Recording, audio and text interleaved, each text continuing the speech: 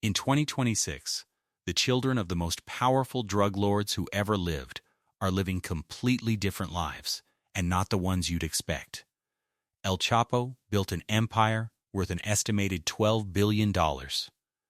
Today, his youngest children, twin daughters born on American soil, are reportedly growing up in California.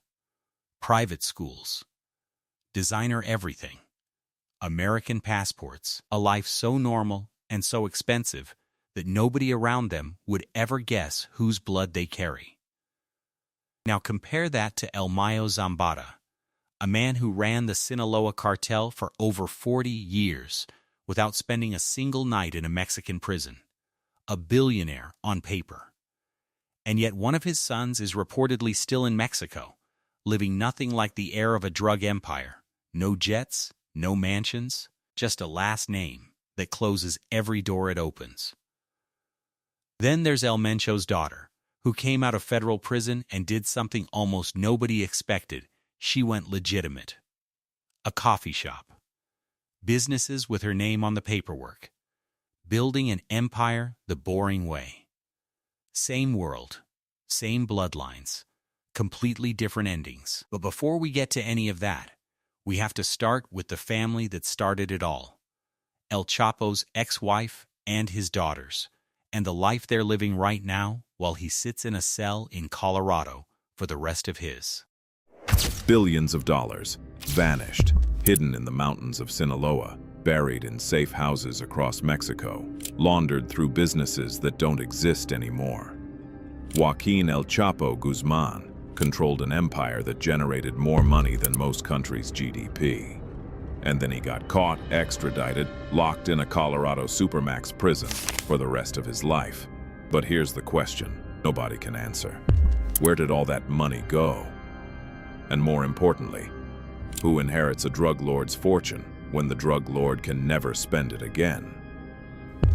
The answer might lie with two girls you've probably never seen. Twin daughters, born in Los Angeles, American citizens living somewhere in anonymity while the world speculates about whether they're billionaire heiresses or just children of a fallen kingpin with nothing but a notorious last name. Today, we investigate the mystery of El Chapo's twins and the fortune that may or may not be waiting for them. August 2011, Antelope Valley Hospital, Lancaster, California. Emma Coronel Ispuro, the 22-year-old beauty queen wife of the world's most wanted drug trafficker, gives birth to twin daughters. Their names, Maria Joaquina and Emali Guadalupe Guzman Coronel.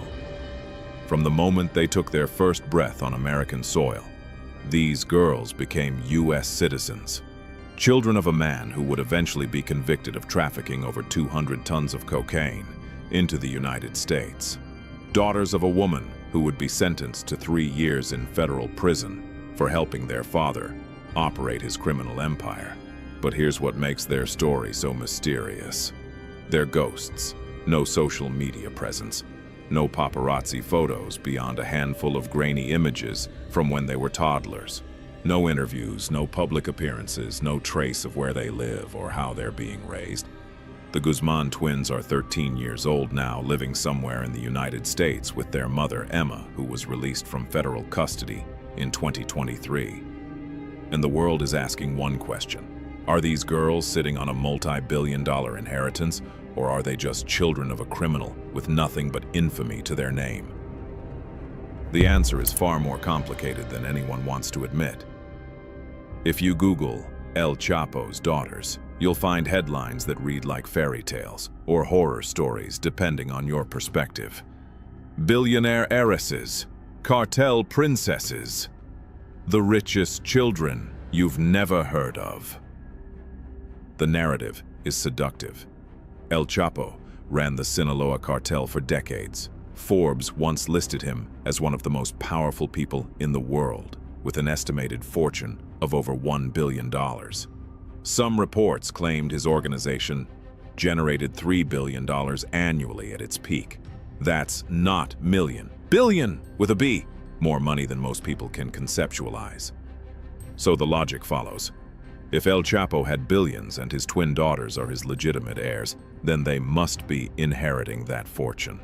They must be living in luxury somewhere, trust funds loaded with cartel money, set for life despite their father spending the rest of his days in a 7 by 12-foot cell. But this narrative has a problem. It's built almost entirely on assumptions and myth, with very little basis in documented reality. Let's start with what we actually know. When El Chapo was extradited to the United States in 2017 and eventually convicted in 2019, the U.S. government sought forfeiture of his assets. The judge ordered him to forfeit $12.6 billion, that's billion with a B, in drug proceeds and illicit profits. $12.6 billion. That number sounds astronomical, because it is. But here's the catch. The government doesn't actually have $12.6 billion of El Chapo's money. That figure represents the estimated total value of drugs his organization trafficked over his entire criminal career. It's a symbolic number, a legal mechanism, not a pile of cash sitting in a government warehouse. What authorities actually seized over the years is far less impressive. Mansions in Mexico, yes. Some luxury cars, bank accounts with a few million here and there, properties that were auctioned off. But we're talking about assets valued in the tens of millions, not billion. So where's the rest? Where are the billions that everyone assumes El Chapo accumulated? That's the mystery that makes the twins' story so compelling. Because if the money is out there somewhere, hidden in ways that even the DEA and Mexican authorities couldn't trace after decades of investigation, then maybe, just maybe, those twins have access to a fortune that the world will never see, documented in a courtroom. Or maybe there never were billions to begin with. Maybe El Chapo's wealth was always exaggerated, inflated by myth and media, and there's nothing for his daughters to inherit except a complicated legacy. Let's talk about what happened to El Chapo's money. The parts we can actually trace. When cartel bosses get arrested, authorities follow the money. They seize properties registered in the kingpin's name or connected shell companies. They freeze bank accounts. They auction off the cars, the jewelry, the mansions. They follow paper trails through money laundering operations. In El Chapo's case, authorities seized significant assets over the years. Multiple properties in Sinaloa, homes in Guadalajara, a collection of vehicles, some cash and gold. When you add it all up, the publicly documented seizures probably total somewhere between $50 and $100 million. A fortune by any normal standard, but a tiny fraction of the billions he supposedly controlled. So what happened to the rest? There are several theories. Theory 1, it never existed. The Sinaloa cartel generated billions in revenue, but revenue isn't the same as profit, and profit isn't the same as one person's liquid assets. The money flowed through hundreds of people, suppliers, smugglers, distributors, corrupt officials who needed to be paid off. By the time you account for operational costs of running a transnational criminal empire, maybe there just wasn't as much left over as everyone assumes. Theory 2.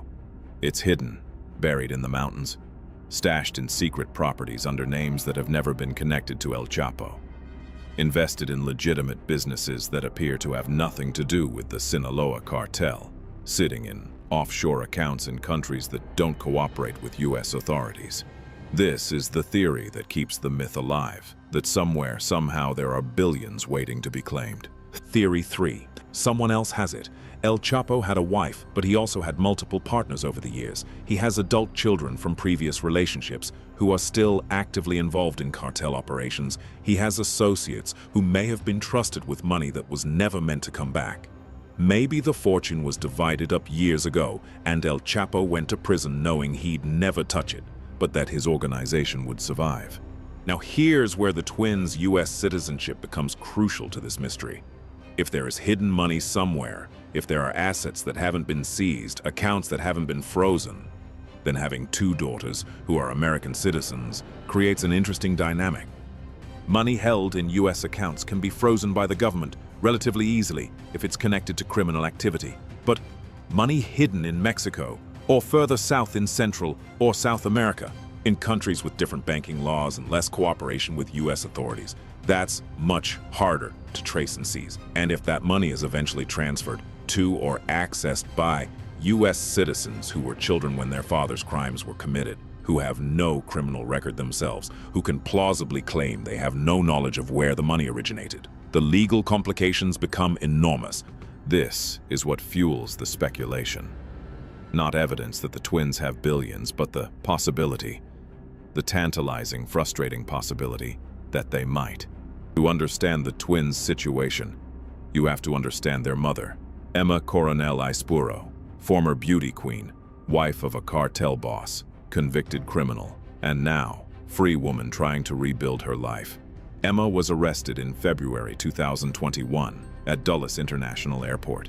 The charges: conspiracy to distribute drugs and assisting her husband's operations, including helping plan his audacious 2015 escape from a Mexican maximum security prison through a mile-long tunnel. She pleaded guilty. She cooperated with authorities, and in 2023, after serving her sentence, she was released from federal custody.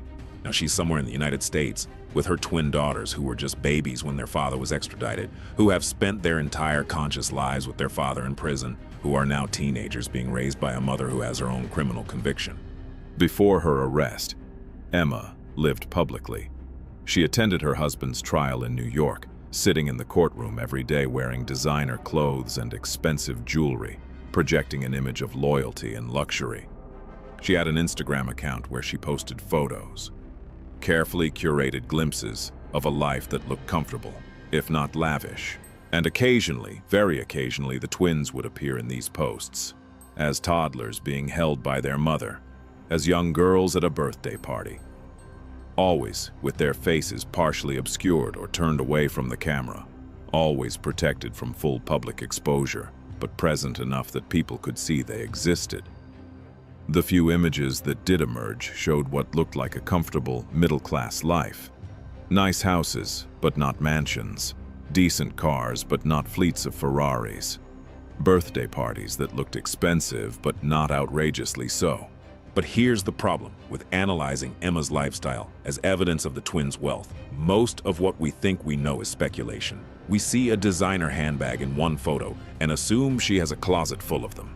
We see a nice house and assume it's owned, not rented. We see the children at what looks like a private event and assume they're in elite private schools living billionaire lifestyles. The truth? We don't know. Emma's legal troubles and the intense media scrutiny mean she has every reason to keep her daughters' lives as private as possible. And privacy, in the age of social media, looks suspicious. When you hide, people assume you're hiding something valuable. Let's get into the legal reality of what these twins can and cannot inherit. First, understand this. In the United States, the government has broad authority to seize assets connected to criminal activity. It doesn't matter if those assets are registered in someone else's name. If the government can prove the money came from drug trafficking, racketeering, or other criminal enterprises, they can take it. This is why El Chapo's billions, if they existed, can't simply be transferred to his daughters in some neat inheritance. Any money that can be traced to his criminal organization is subject to asset forfeiture. But here's where it gets complicated. Maria Joaquina and Imali Guadalupe were born in 2011. They were 6 years old when their father was extradited. They are 13 years old now. They have committed no crimes. They have no involvement in their father's organization.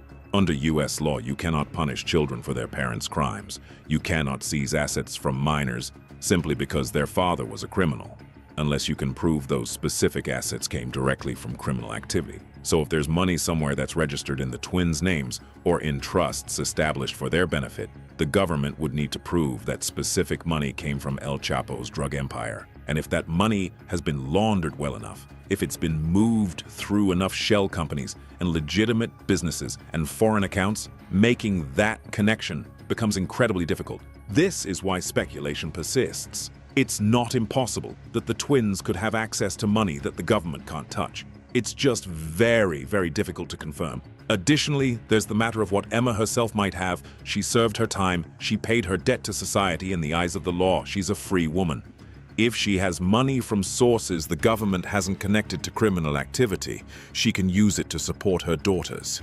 Is she wealthy? We don't know. She hasn't declared bankruptcy. She's supporting 2 children. She maintained legal representation during her case. Someone is paying for housing, food, education, and everything else that comes with raising teenagers in the United States. But whether that money comes from seized assets that were returned, from family support, from legitimate work, or from hidden cartel funds, we simply don't know. So what does the future hold for Maria Joaquina and Emali Guadalupe Guzman Coronel?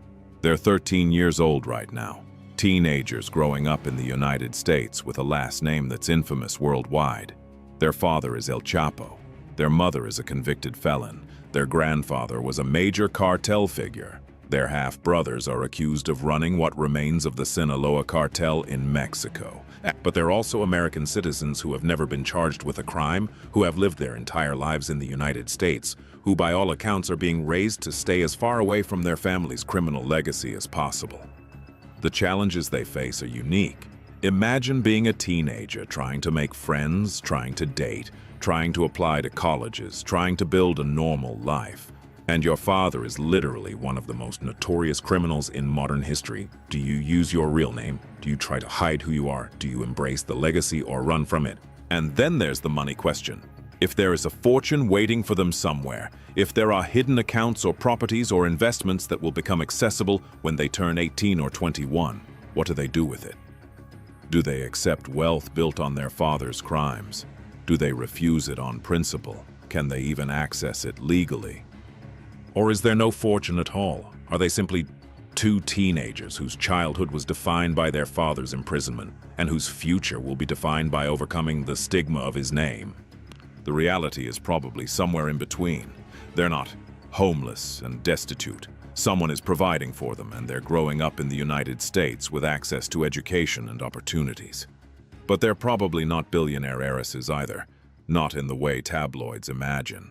They might have access to some money as they get older, maybe a few million that was hidden well enough to avoid seizure, maybe income from legitimate businesses in Mexico that are technically unconnected to cartel activity, maybe inheritances from other family members who weren't convicted criminals. Or maybe they'll grow up, change their names, get jobs, and build lives completely separate from their father's legacy, living as normal middle-class Americans who just happen to have the most complicated family history imaginable. The world may never know what happened to El Chapo's money, despite decades of investigation, despite the seizure of millions in assets, despite convictions and cooperation, and following every lead authorities could find. The full accounting of his fortune remains a mystery. And because that mystery exists, the speculation around his twin daughters will continue. Are they billionaire heiresses living in luxury somewhere in California or Arizona or wherever Emma has settled? Or are they just two teenagers trying to have normal lives while carrying the weight of a name that will follow them forever? The truth is probably less dramatic than either extreme. They're not living in poverty, but they're probably not living in mansions either. They have some resources, but probably not billions. They have opportunities because they're U.S. citizens with access to education, but they also have obstacles because of who their father is. What's certain is this: Maria Joaquina and Emali Guadalupe Guzman Coronel didn't choose their father. They didn't choose to be born into a cartel family. They didn't choose to have their lives scrutinized by people who will forever wonder if they're secretly rich beyond imagination. They're 13 years old. They're American. They have a future ahead of them that they'll have to build in the shadow of their father's legacy. Whether that future includes a hidden fortune or just the complicated burden of a notorious name, we may never know. The mystery of El Chapo's billions remains unsolved, and his daughters, invisible, protected, unknowable, remain at the center of that mystery, whether they want to be or not. So, what do you think? Are the twins sitting on a hidden fortune? Or is the billionaire heiress narrative just a myth? Let us know in the comments below. And if you want more deep dives into the financial mysteries of the cartel world, make sure to subscribe and hit that notification bell. Because in the world of drug trafficking, the money trail never ends. It just disappears into shadows where we can only speculate about what's really there. What if I told you that right now, two of the most wanted men on the planet are living somewhere in Mexico, surrounded by Lamborghinis, Ferraris, and custom weapons, while the United States government has $10 million on each of their heads and still cannot find them. We are not talking about ghosts. We are not talking about legends. We are talking about Ivan Archivaldo Guzman Salazar and Jesus Alfredo Guzman Salazar, the sons of El Chapo, men who were born into billions, inherited one of the most powerful criminal empires in human history, and then somehow made it even bigger. Here is what makes this story different from every other cartel documentary you have ever seen. Most people think the sons of a drug lord either rot in prison or die young. But the Chapitos did something nobody expected. They took their father's cocaine empire, the one that put El Chapo on Forbes' list of billionaires, and they modernized it. They pivoted to fentanyl. They moved their money through cryptocurrency. They built luxury beachfront towers in Mazatlan. They became narco-influencers, posting Ferraris and private jets on social media while the DEA hunted them. And for years, they were untouchable. But here is where the story gets complicated. By early 2026, two of the four brothers are sitting in United States federal custody. A full-scale cartel war has been burning through Sinaloa for over a year. Their most valuable ally, El Mencho, the leader of CJNG, is dead. And La Maisa, the rival faction inside their own cartel, is closing in on their territories. So today, we are going inside the billionaire life of the Chapitos, who they really are, how they built their empire, what their daily lives look like at the top, and whether the dynasty their father built is finally starting to crack. Stay with me until the end, because the way this story is playing out right now might be the most dramatic chapter yet. Let us start from the beginning. Joaquin El Chapo Guzman grew up in La Tuna, a tiny village in the mountains of Sinaloa, where running drugs was the only real economy. He grew up poor.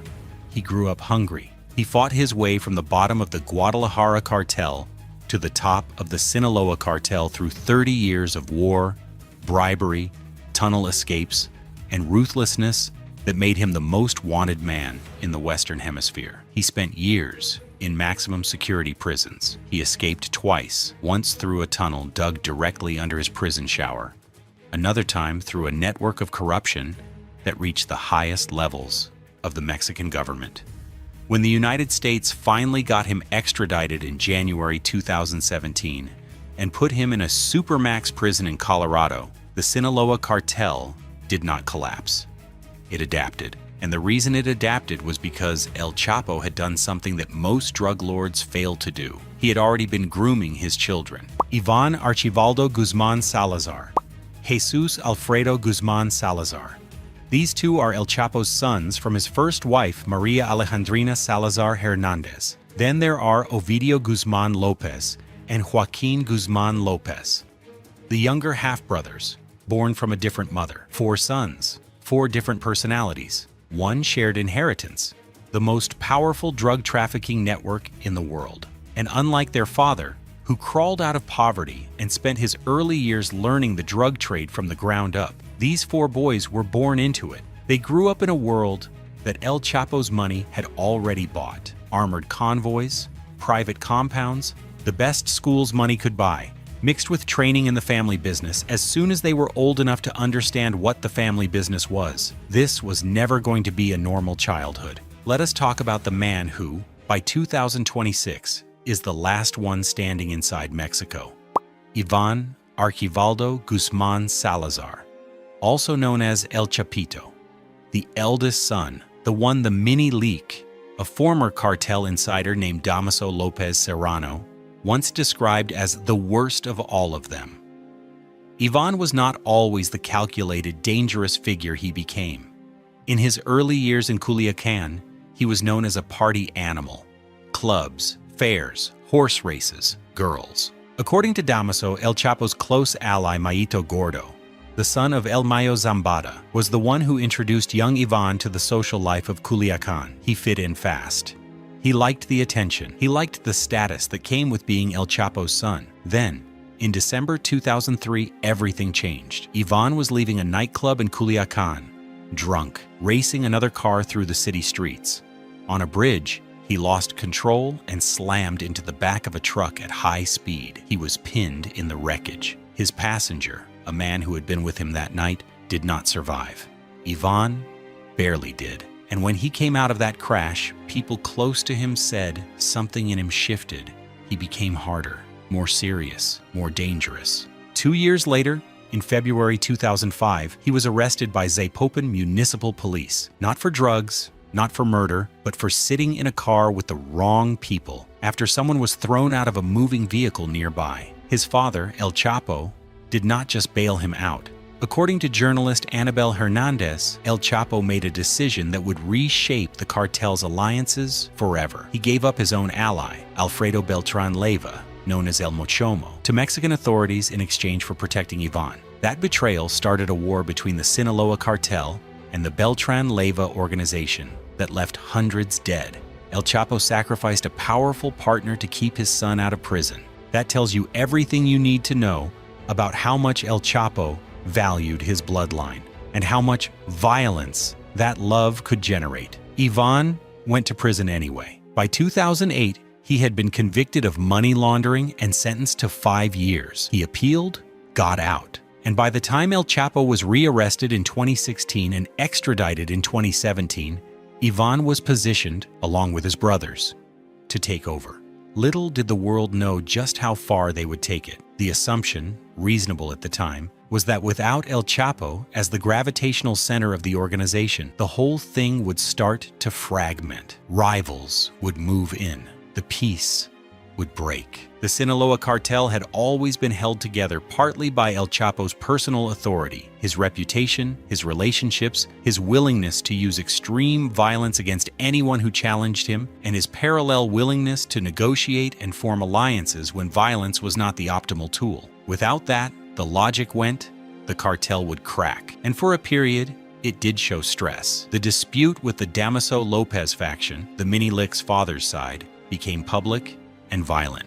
Allies who had been loyal to El Chapo personally had to decide whether their loyalty transferred to the sons. But Ivan, Alfredo, Ovidio, and Joaquin were smarter than people gave them credit for. They had grown up watching their father build and maintain power. They had been inside the organization as it operated.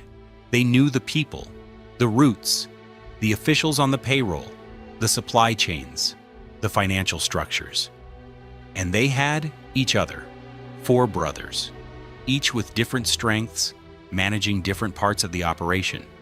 Ivan as the public face and military commander, Alfredo handling operations and relationships, Ovidio managing distribution logistics, Joaquin overseeing finances and international supply chains. Together, they were a leadership team, not just a single boss waiting to be replaced. Now here is where most people underestimate Los Chapitos. When El Chapo went to prison, the assumption from outsiders was that the cartel would fragment, that the sons were too young, too inexperienced, too spoiled to hold it together. The Mexican government thought this, some US officials thought this, even some cartel insiders thought this. They were wrong. What Ivan, Alfredo, Ovidio, and Joaquin did after their father's extradition was not just hold the organization together. They transformed it. And the transformation was so significant that within 5 years, they had arguably surpassed their father's empire in terms of revenue, reach, and sophistication. El Chapo's money came primarily from cocaine. Tons of it moved through tunnels under the border, through submarines, through fruit trucks, through an underground logistics network that stretched from South America to every major city in the United States. It was a massive operation, and it made El Chapo a billionaire. But cocaine requires significant infrastructure in source countries like Colombia. It requires physical transport of heavy loads. It is expensive to produce and move. The Chapitos looked at the market and made a different calculation. Fentanyl. Fentanyl is a synthetic opioid. You do not need poppy fields in Colombia to make it. You need precursor chemicals, most of which come from China, and you need a lab in Mexico. Fentanyl is 50 to 100 times more potent than heroin by weight. A kilogram of fentanyl can produce hundreds of thousands of lethal doses, You can move it in smaller packages through smaller channels with less physical risk than bulk cocaine shipments, and the profit margins are extraordinary. The Chapitos built a fentanyl manufacturing network across Mexico, clandestine labs producing pills pressed to look like legitimate pharmaceuticals, powder fentanyl packed into everything from concealed car compartments to hollow fruit, pressed into counterfeit oxycodone and Xanax pills that were sold across the United States. The Justice Department confirmed that the Sinaloa cartel made hundreds of millions of dollars from the fentanyl trade. Some analysts believe the number is in the billions, and they did not stop there. They also expanded into methamphetamine at industrial scale, with the DEA recording meth purity levels coming out of Sinaloa at nearly 97%. That is not a drug operation. That is a pharmaceutical manufacturer. By 2023, when the United States unsealed indictments against all four brothers, the charges were staggering. Conspiracy to distribute fentanyl and methamphetamine, running a continuing criminal enterprise, money laundering, weapons trafficking, involvement in murders. The indictment alleged they were moving not just kilograms, but ton quantities of narcotics across the U.S. border using airplanes, submarines, fishing boats, and tractor trailers. There were 28 Sinaloa cartel members named in that single indictment. The Justice Department laid out in cold, specific language exactly how the operation worked, who sourced the chemicals, who ran the labs, who moved the product, who managed the distribution networks in American cities, and who laundered the proceeds. It was a document built from years of surveillance, wiretaps, informant testimony, and financial forensics. And reading it tells you that by the time the American public understood how bad the fentanyl crisis had become, the Chapitos had already been running this machine for years. Here is a number to understand the scale. The DEA reported that 22.2 million fentanyl tablets were seized in a single month in 2025. 22 million tablets in 1 month. That is not even accounting for what got through. The Chapitos and their network were manufacturing and distributing product at a volume that staggers comprehension. Each of those tablets represented a potential death. The Centers for Disease Control estimates over 100,000 Americans die from drug overdoses in a single year, with synthetic opioids like fentanyl driving the majority of those deaths. The Chapitos did not manufacture the conditions of addiction, and they did not personally hand pills to anyone who died. But they were the primary architects of the supply chain that put those pills into American communities. That is the business they built, and through all of it, they were posting on Instagram. You might think that men running a multi-billion-dollar criminal operation would keep a low profile. You might think they would avoid cameras, avoid social media, avoid any public presence that could be used against them. That is what El Chapo did. He was a ghost for most of his career. His face was barely known to the public until his capture. His sons did the opposite. Jesus Alfredillo, reportedly maintained multiple social media accounts where he regularly showed off his lifestyle, exotic cars, private jets, vacation properties, high-powered weapons with custom engravings, stacks of cash arranged for photographs. He was not hiding. He was broadcasting. When actor Sean Penn and actress Kate Del Castillo traveled to meet El Chapo in the jungle in 2015, Alfredo was there. Penn later described him as handsome, lean, and well-dressed with an expensive watch on his wrist. He carried himself like someone who had been wealthy his entire life, because he had been. Ivan was the same. The mini-leak, who spent years inside this circle before becoming a government witness, described Ivan's tastes in vivid detail. The most exclusive watches, Lamborghinis, Ferraris, McLarens, Porsches, custom firearms with gold inlays and personalized engravings. When Ivan went out in Culiacan or in Mexico City, he moved with an entourage. Armored SUVs, armed escorts, men who would die for him, or who would be made to die for him if they betrayed him. This was the lifestyle of Los Chapitos at their peak, and it was not just personal spending. It was a power statement. Every Ferrari was a message. Every private jet photo was a signal to rivals, to recruits, to local communities, that the Chapitos were untouchable, that no government, no rival cartel No law enforcement agency could reach them. That the money was so large it could not even be comprehended. But here is the thing about living that way. It leaves a trail. And the United States government was watching every post. Now let us talk about the money, because this is where the story gets genuinely remarkable. The scale of wealth we are discussing puts these men in a different category from almost any other criminal figure in history. To understand how the Chapitos manage their fortune, you have to understand one thing. Fentanyl money moves differently than cocaine money. Cocaine deals are often large, bulk transactions that require physical cash handoffs and traditional smuggling infrastructure to move the money. Fentanyl and methamphetamine, Desimex and Nefentent, because of their potency and the distributed nature of their sales network across American cities, generate cash in smaller amounts from thousands of distribution points. Getting that money back to Mexico, cleaning it, investing it, making it untraceable, required a financial operation as sophisticated as the drug operation itself. The Chapitos solved this problem in 3 ways. First, they built a network of front companies. Over 2 decades, in partnership with several Sinaloan families who acted as their financial operators, they constructed a web of legitimate businesses: real estate development firms, construction companies, hotels, agricultural businesses, gas station chains, pharmaceutical and chemical companies, retail stores. These businesses existed on paper as legitimate enterprises with official registrations and tax filings. In reality, they were machines for absorbing cartel cash and spitting out clean money. The United States Treasury's OFAC had sanctioned 59 individuals and 37 companies tied to the Chapitos faction, but investigators identified an additional 35 companies related to the network that had not yet been officially sanctioned. Many of the officially sanctioned companies had simply changed their names, moved their registered addresses, or transferred ownership to family members to continue operating. In Mazatlan, the resort city on Sinaloa's Pacific coast, one laundering partner built a 19-story luxury beachfront tower called Grand Sunset.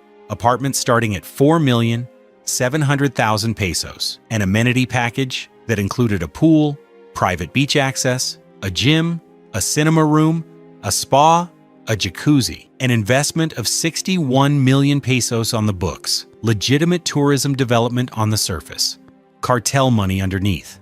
Second, Boston, Denver, New York, Nashville, Salt Lake City. The cash proceeds were picked up by cartel-affiliated couriers and converted into cryptocurrency, primarily Bitcoin and Tether, a stable coin pegged to the US dollar. Those digital assets were then transferred internationally to cartel wallets in Mexico, where the money could be reinvested in more precursor chemicals or converted into other assets. The DEA recorded that crypto seizures from cartel operations reached $2.5 billion in recent years, outpacing the physical cash they were seizing, reflecting how thoroughly the Chapitos had moved their financial operations into the digital world.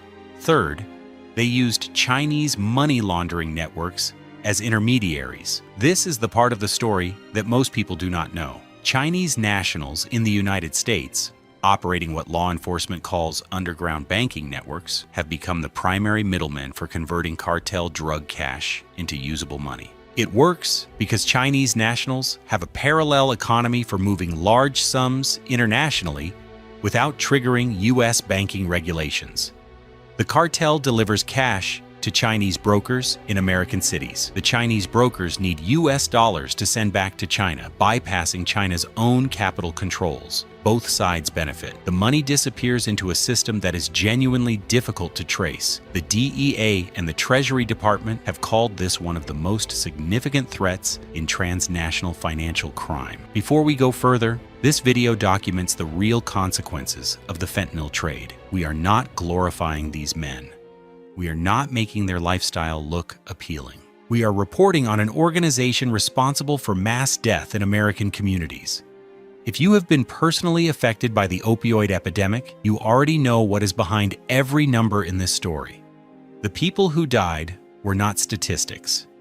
Keep that in mind as we continue.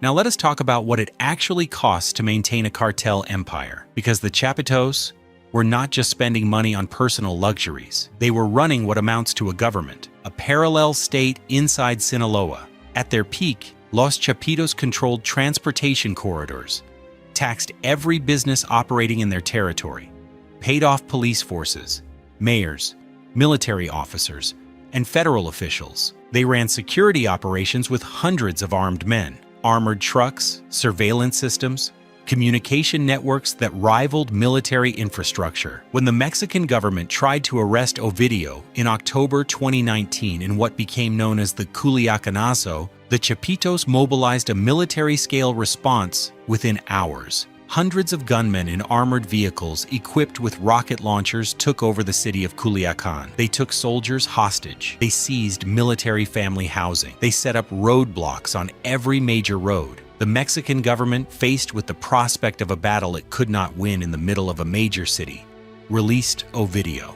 The Chapitos had just beaten the entire Mexican military apparatus publicly in broad daylight and walked away. That level of power does not come cheap, and it only exists because the fentanyl and methamphetamine money was coming in at volumes that could fund a small army indefinitely. Think about what it actually takes to mobilize that kind of response in under an hour. You need standing forces already deployed across a city. You need communication systems that work faster than police radios. You need armored vehicles pre-positioned and ready to roll. You need commanders who know exactly what to do without waiting for orders, because the orders were pre-arranged. You need the political corruption to ensure that local police either stand down or actively assist. And you need the financial resources to pay for all of it, maintain all of it, and keep every single person in that structure loyal enough to risk their lives on a moment's notice. The Culiacanazo was not an improvised response. It was a rehearsed military operation, executed by an organization that had prepared for exactly that scenario. And it worked. This was the empire that Ivan and Alfredo were managing. This was the empire that Ivan and Alfredo were managing after their half-brothers were taken off the board. Let us pause here and talk about what happened between 2023 and 2024, because this is where the dynasty began to fracture. In January 2023, Ovidio was arrested in Culiacan in a major military operation. Once again, the Chapitos mobilized their forces, besieged the city, tried to force another release. But this time, the Mexican government held firm. Ovidio was taken to Mexico City and months later extradited to the United States. He now sits in federal custody and has entered into cooperation with U.S. prosecutors. One brother down. Then came July 2024. And this is where the story gets really complicated. Joaquin Guzman Lopez, the youngest of the four, was arrested in El Paso, Texas, alongside Ismael El Mayo Zambada, El Chapo's co-founder and longtime partner in running the Sinaloa cartel. The official story from the U.S. government was that Joaquin had essentially delivered El Mayo to American authorities in exchange for some form of leniency deal. El Mayo, now in his 70s, publicly accused Joaquin of kidnapping him and forcing him onto a plane to the United States.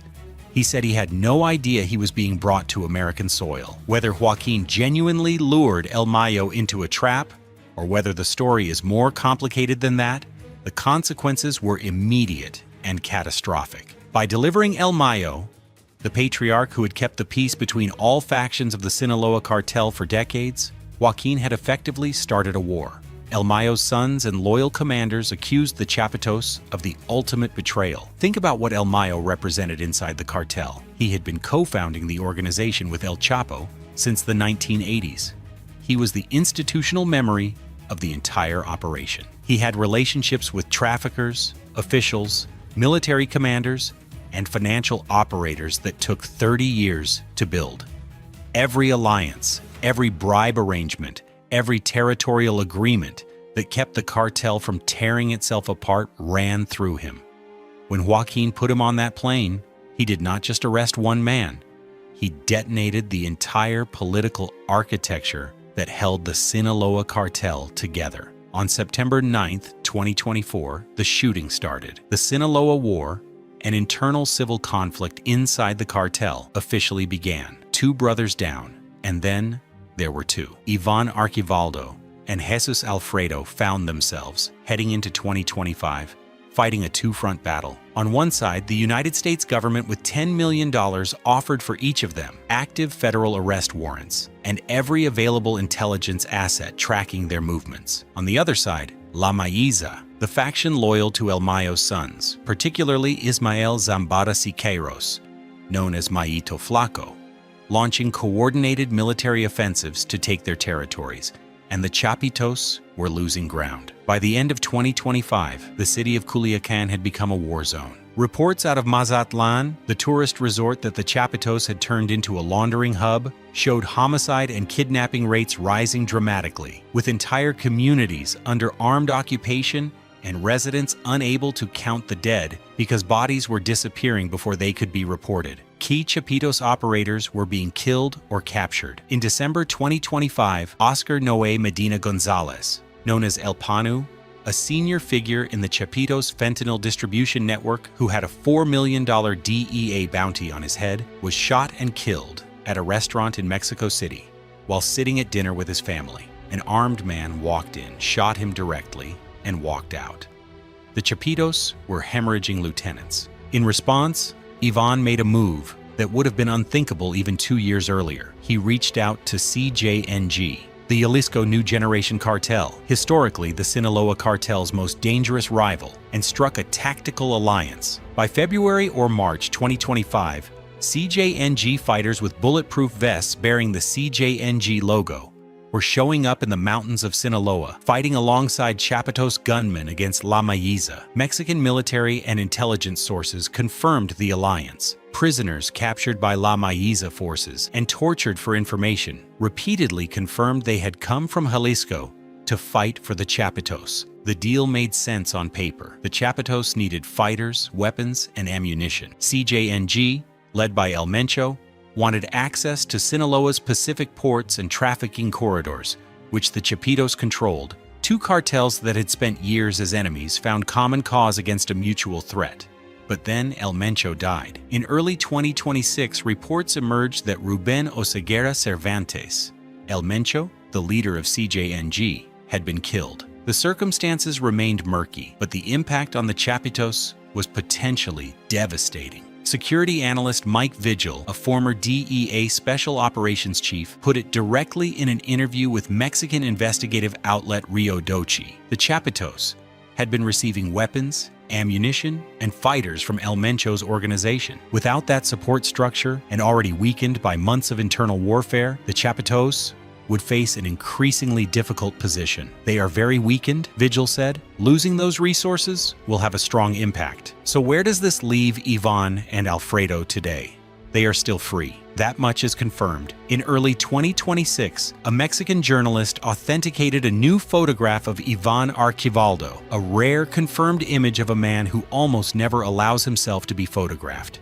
He is alive. He is operating. His organization still controls significant portions of Sinaloa and the Pacific coastal routes that are essential for moving drugs into the United States. But the empire looks different now than it did 5 years ago. The social media bravado has largely gone quiet. The flashy narco-influencer era ended when the federal heat became too intense and when their brothers' arrests made clear that visibility was a liability. The Toyota Tacomas and armored Suburbans that once moved through Culiacan in convoys have shifted to more covert movement patterns. The beachfront towers in Mazatlan are still there, but the financial operators who built them are under sanctions, under arrest, or dead. Ivan is also turning on people within his own circle. In early 2026, reports emerged that he had personally ordered the detention of his own father-in-law, his brother-in-law, and his head of security, believing they were informants leaking information to La Mayiza or to authorities. When a man at that level of power starts turning on his own family, it tells you something about the paranoia and pressure he is operating under. The mini-leak described Ivan's personality in ways that make this moment feel almost inevitable. He said Ivan treats the people closest to him as property, that his charm and his violence exist in the same breath. He can be warm one moment and turn on someone completely the next. In a world where everyone around you has a price, And where the consequences of a single leak can mean capture or death, the paranoia becomes its own logic. Every person who gets close enough to know your real movements and your real plans is both a necessity and a potential threat. The Chapitos have now lost enough people to informant cooperation that the suspicion is probably justified. Ovidio is cooperating. Joaquin pleaded guilty. The financial operators are being extradited. The inner circle is shrinking, and the ones left standing are being watched by the ones still in place to see who moves wrong next. And yet, the machinery keeps running. The fentanyl labs are still producing. The meth shipments are still moving. The cryptocurrency pipelines, constantly rebuilt with new wallets every time authorities flag the old ones, are still moving dirty money through Chinese brokers in American cities. In April 2025, the U.S. Border Patrol seized 345 kilograms of fentanyl at the southern border in a single month. The DEA recorded 22.2 million fentanyl tablets seized in the same month. In May 2025, there was the largest single fentanyl seizure in history, 2.7 million pills in one operation, with 16 people arrested, including a ringleader with direct connections to Sinaloa. The Chapitos network is under more pressure than at any point since their father's extradition, but it is not broken. Here is what this story tells us about how power actually works in the criminal world, and why the Chapitos are still dangerous even in a weakened state. Criminal organizations at this scale do not survive because of one man or even four men. They survive because of the networks, the corruption, the financial systems, and the communities of people whose livelihoods depend on the organization continuing to function. The Sinaloa Cartel operates in at least 40 countries. It has representatives across Central and South America coordinating cocaine shipments, importing precursor chemicals, and disguising the origin of cargo moving toward Mexico. Its meth and fentanyl distribution network reaches all 50 American states using encrypted apps, Instagram, Telegram, and dark web marketplaces to connect with buyers. You cannot arrest two brothers and collapse that. You cannot sanction 59 individuals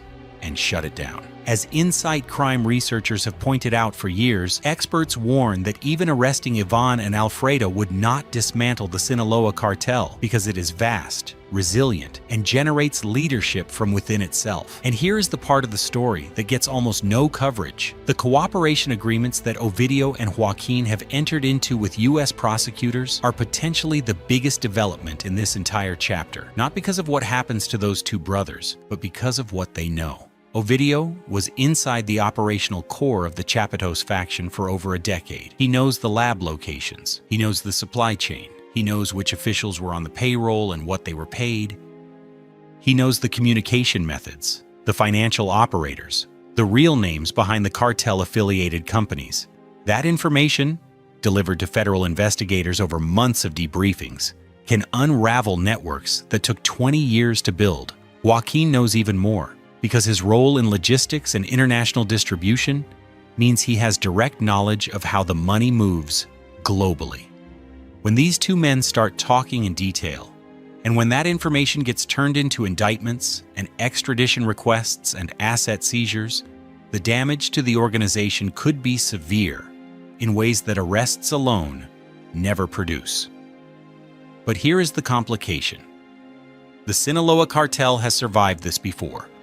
El Chapo cooperated with Mexican authorities at various points in his career to eliminate rivals. The organization watched its founding leader get convicted and sentenced to life in prison and kept running.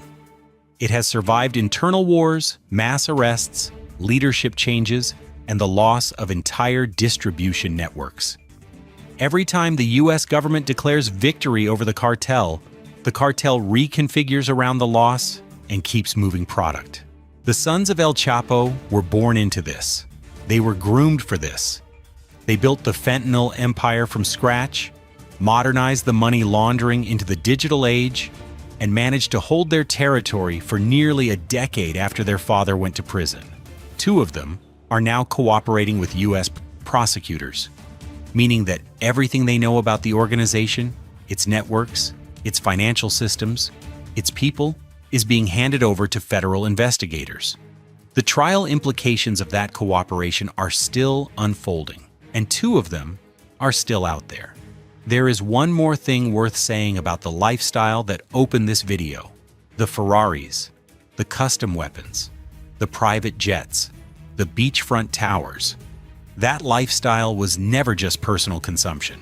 It was a recruitment tool. In communities across Sinaloa, towns where the formal economy offers almost no opportunity, where the government is absent, where young men watch cartel members drive luxury cars while their fathers struggle to survive. That display of wealth sends a message more powerful than any recruitment speech. It says, there is a path out of poverty. It says, loyalty has a price, and the price looks like this. It says, the people who chose this life are winning. That is how you build a pipeline of recruits. Not with ideology, not with promises of violence, with the visible, undeniable reality of money that the cartel makes look attainable. The Chapitos understood this instinctively. They grew up in that world. They saw how their father's money shaped entire communities around his power. And when they took over, they doubled down on the visibility rather than pulling back from it. The narco-influencer era was not recklessness. It was strategy. It was a signal broadcast to every young man in Sinaloa and to every rival organization watching that the Chapitos were winning, that the Chapitos had resources that could not be matched, and that the Chapitos were going to stay on top. It worked until it started not to. The life of Los Chapitos is not a story of glamour. That needs to be said clearly. Behind every Ferrari in an Instagram post, there are families destroyed by fentanyl overdoses in American cities. Behind every luxury tower in Mazatlan, there are communities living under fear, where disappearances go unreported because reporting them is too dangerous. The estimated 100,000 Americans who die every year from synthetic opioid overdoses, many of those deaths trace back to pills pressed in labs connected to this organization. Those are not abstract numbers. Every single one of those deaths is a person who had a family, people who loved them, a life that was cut short by a product that was manufactured in Sinaloa, moved across the border by an organization these four men built, and sold in their community by a distribution network they funded and managed. The wealth on display, the watches, the jets, the Lamborghinis, is not the product of talent or innovation. It is the product of mass death, of chemical dependency weaponized for profit, of corruption that reaches into every institution that was supposed to stop it. What you are really looking at when you look at Los Chapitos is what happens when a system fails at every level, when border enforcement is outmaneuvered, when financial systems can be exploited through cryptocurrency and underground banking, when an entire generation of young people can be recruited into violence because there are no other economic opportunities, when political corruption makes law enforcement complicit. The Chapitos did not create those conditions. They inherited them, exploited them, and scaled them to a level their father never reached. And now, as 2026 moves forward, the empire their father built and they expanded is in the middle of its most significant crisis. The war with La Mayiza is ongoing. Their CJNG alliance is in question. Two brothers are in U.S. custody cooperating with prosecutors, and Ivan and Alfredo are running from a government that has put $20 million in total on the table for information about them. Somewhere in Mexico, in a compound that no satellite or informant has yet pinpointed, two billionaire fugitives are watching their dynasty get tested. Whether it survives this chapter, and what shape it takes if it does, is a story that is still being written. What do you think? Can the Chapitos hold their empire together without two of their brothers, with their CJNG alliance weakened and La Mayiza pushing harder every month? Let me know in the comments. Drop your thoughts below. And if you want to understand how operations like this get funded, how the money moves, and why taking down a cartel leader never actually ends the cartel, make sure you subscribe, because we are going deep on those stories next. See you in the next one. When someone turns a certain age, we often measure their life against expectations, what they've accomplished, what they've lost, and where the road they chose has actually taken them. But when the man in question is Serafin Zambada Ortiz, the son of one of the most powerful and feared drug lords in the history of the Western Hemisphere? That question carries a very different kind of weight, because here is a man who grew up with everything that cartel royalty could offer: the money, the protection, the power, and the name. A name that for decades made governments shake and made entire armies look the other way. And yet, here he is. And the life he is living right now, on the other side of all of that, is something no one is really talking about. El Mayo's narco son just turned another year older, and I assure you, the real story lies in the details that the media conveniently avoids. Because this isn't just a story about one man's birthday. This is a story about what happens when you are born into the belly of the most sophisticated criminal empire the world has ever seen. When your last name is both a crown and a target, and when every single decision your family makes, even the ones made thousands of miles away, even the ones made in courtrooms you've never set foot in, has the power to change your life overnight. So stay with me, cuz what I'm about to walk you through is the kind of rise and consequence story that sounds like it was written in Hollywood, except every single part of it actually happened. But amidst everything you think you already know about the Sinaloa cartel, the Netflix dramatizations, the El Chapo headlines, the prison escapes through tunnels, I assure you the real story lies in the quieter details the cameras never caught. Because the man who actually built the machine wasn't the one wearing the spotlight, and his son's story can't be told without understanding that difference first. But before we get into where Serafin is now, and what his life looks like today, I need you to first understand who his father really was, and what it actually meant to be born into the Zambada dynasty. 'Cause without that foundation, none of the rest of this makes sense. Ismael Mario Zambada Garca was born on January the 1st, 1948, in a small rural community near Culiacan, in the western Mexican state of Sinaloa. He grew up poor. Not Hollywood poor, not dramatized poor, actually poor. In the dirt and heat, 6th grade education and out kind of way. He left school early, went to work in the fields, and at some point during his teenage years, he made a decision that would define not just his life, but the lives of everyone who would ever carry his blood. According to his own words, spoken decades later in a Brooklyn federal courtroom, Zambada Garca began planting marijuana when he was around 19 or 20 years old. That was 1969. And from that single quiet moment in a dusty Sinaloa field, one of the most consequential criminal careers in recorded history began to grow. Now here's where things get interesting. Because El Mayo wasn't like the other cartel bosses who would eventually share his world. He wasn't theatrical. He wasn't reckless. He wasn't the guy who built zoos with exotic tigers and helicopters for his children. He was quiet, methodical, disciplined. He was the strategist. While El Chapo Guzman became the face that everyone knew, the mugshots, the trial, the Netflix series, the global infamy, El Mayo operated in the background. He was the mind behind the machine, the one handling logistics, cultivating relationships with corrupt officials, paying bribe budgets that reportedly reached $1 million a month to law enforcement and government figures at the highest levels. That wasn't a one-time payoff or an occasional favor. It was, by his own later admission in court, a sustained, decades-long line item in the cartel's operating budget, baked into the cost of doing business in the same way payroll or transportation costs are baked into any other enterprise.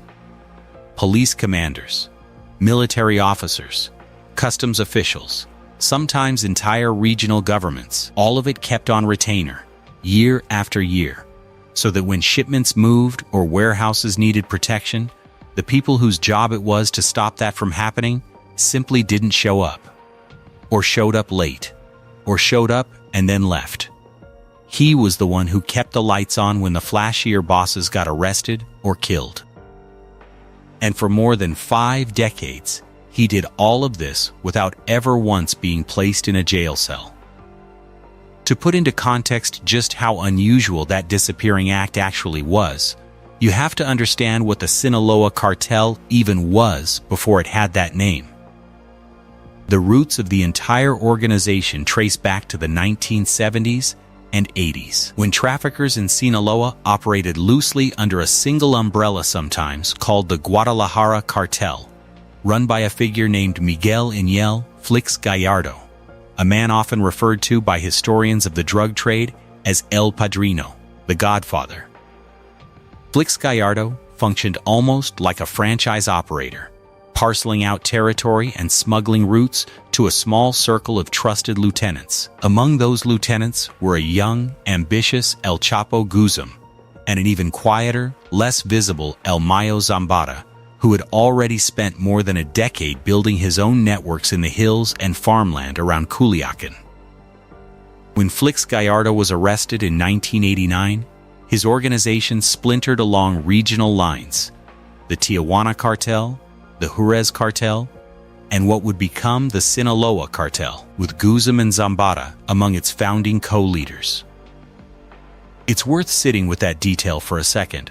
By the time most of the world had even heard the term cartel, El Mayo had already been moving product for 2 decades and helping decide how an entire criminal underworld would be divided. Think about that. El Chapo was arrested twice in Mexico, escaped twice, got extradited, got convicted. Other cartel leaders got killed in firefights or betrayed by their own people. El Mayo just kept operating. He once told a journalist in a rare 2010 interview with the Mexican magazine Proceso that he was terrified of being incarcerated, that he would sooner die than go to prison, and for 55 years, it looked like he might actually manage to live by that code. But we'll get back to what eventually happened to him, 'cause it's directly connected to everything that's happening to his son right now. And here's where the dynamic between the two founders matters for understanding everything that came after. El Chapo and El Mayo were never quite equals in temperament, even though they were equals on paper. El Chapo wanted territory, wanted the title, wanted the violence to make a statement. El Mayo wanted the supply chains to keep moving and the bribes to keep landing in the right hands. Analysts who've studied the cartel's internal structure over the decades have described the relationship less as a partnership of friends and more as a long, mutually beneficial truce between two very different operating philosophies. One loud, one silent, both extraordinarily effective in their own register. That difference is part of why El Mayo outlasted everyone. When El Chapo escaped from Altiplano prison through a mile-long tunnel in 2015, an operation so audacious it became a global news story for weeks, El Mayo's reaction, according to people close to the organization at the time, was reportedly closer to quiet exasperation than celebration. Every headline El Chapo generated was, from El Mayo's perspective, another flashlight pointed at an operation that functioned best in the dark. And when El Chapo was finally extradited for good in 2017, El Mayo didn't mourn the loss of a partner so much as inherit, fully and finally, the kind of operational control he'd quietly held for years anyway. So into this world of power, of shadow, of carefully maintained silence and extraordinary violence, a child was born. Serafin Zambada Ortiz, known by the nickname Sarah, came into this world on May 27, 1990. And here's a detail that a lot of people overlook. He wasn't born in Mexico. He was born in San Diego, California, in the United States of America.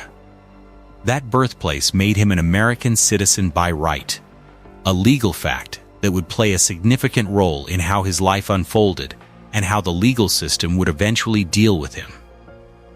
His mother was Leticia Ortiz, and he grew up primarily in Sinaloa, in and around the city of Culiacan, the capital of the state and the historic stronghold of the cartel his father helped build. But he also spent time in Phoenix, Arizona, and according to prosecutors, he attended high school there. So from the very beginning, Serafin Zambada Ortiz was a man who lived between two worlds. American citizen, Mexican cartel son, raised under the shadow of one of the most wanted men on the planet. Now listen closely, 'cause what I'm going to say next brings everything together. Growing up as the son of El Mayo wasn't what you might picture it to be. El Mayo wasn't the kind of father who showed up in music videos or had his face on murals in every town. He was careful. He was invisible. There were no publicly known photographs of El Mayo for most of his criminal career. He didn't give interviews, didn't attend flashy parties, didn't want to be seen. His entire operational philosophy was built on silence and invisibility. And he raised his family under that same philosophy, at least he tried to. Because the problem with raising children inside a world of unlimited money, unlimited power, and unlimited privilege is that the children don't always adopt the discipline that kept their father alive.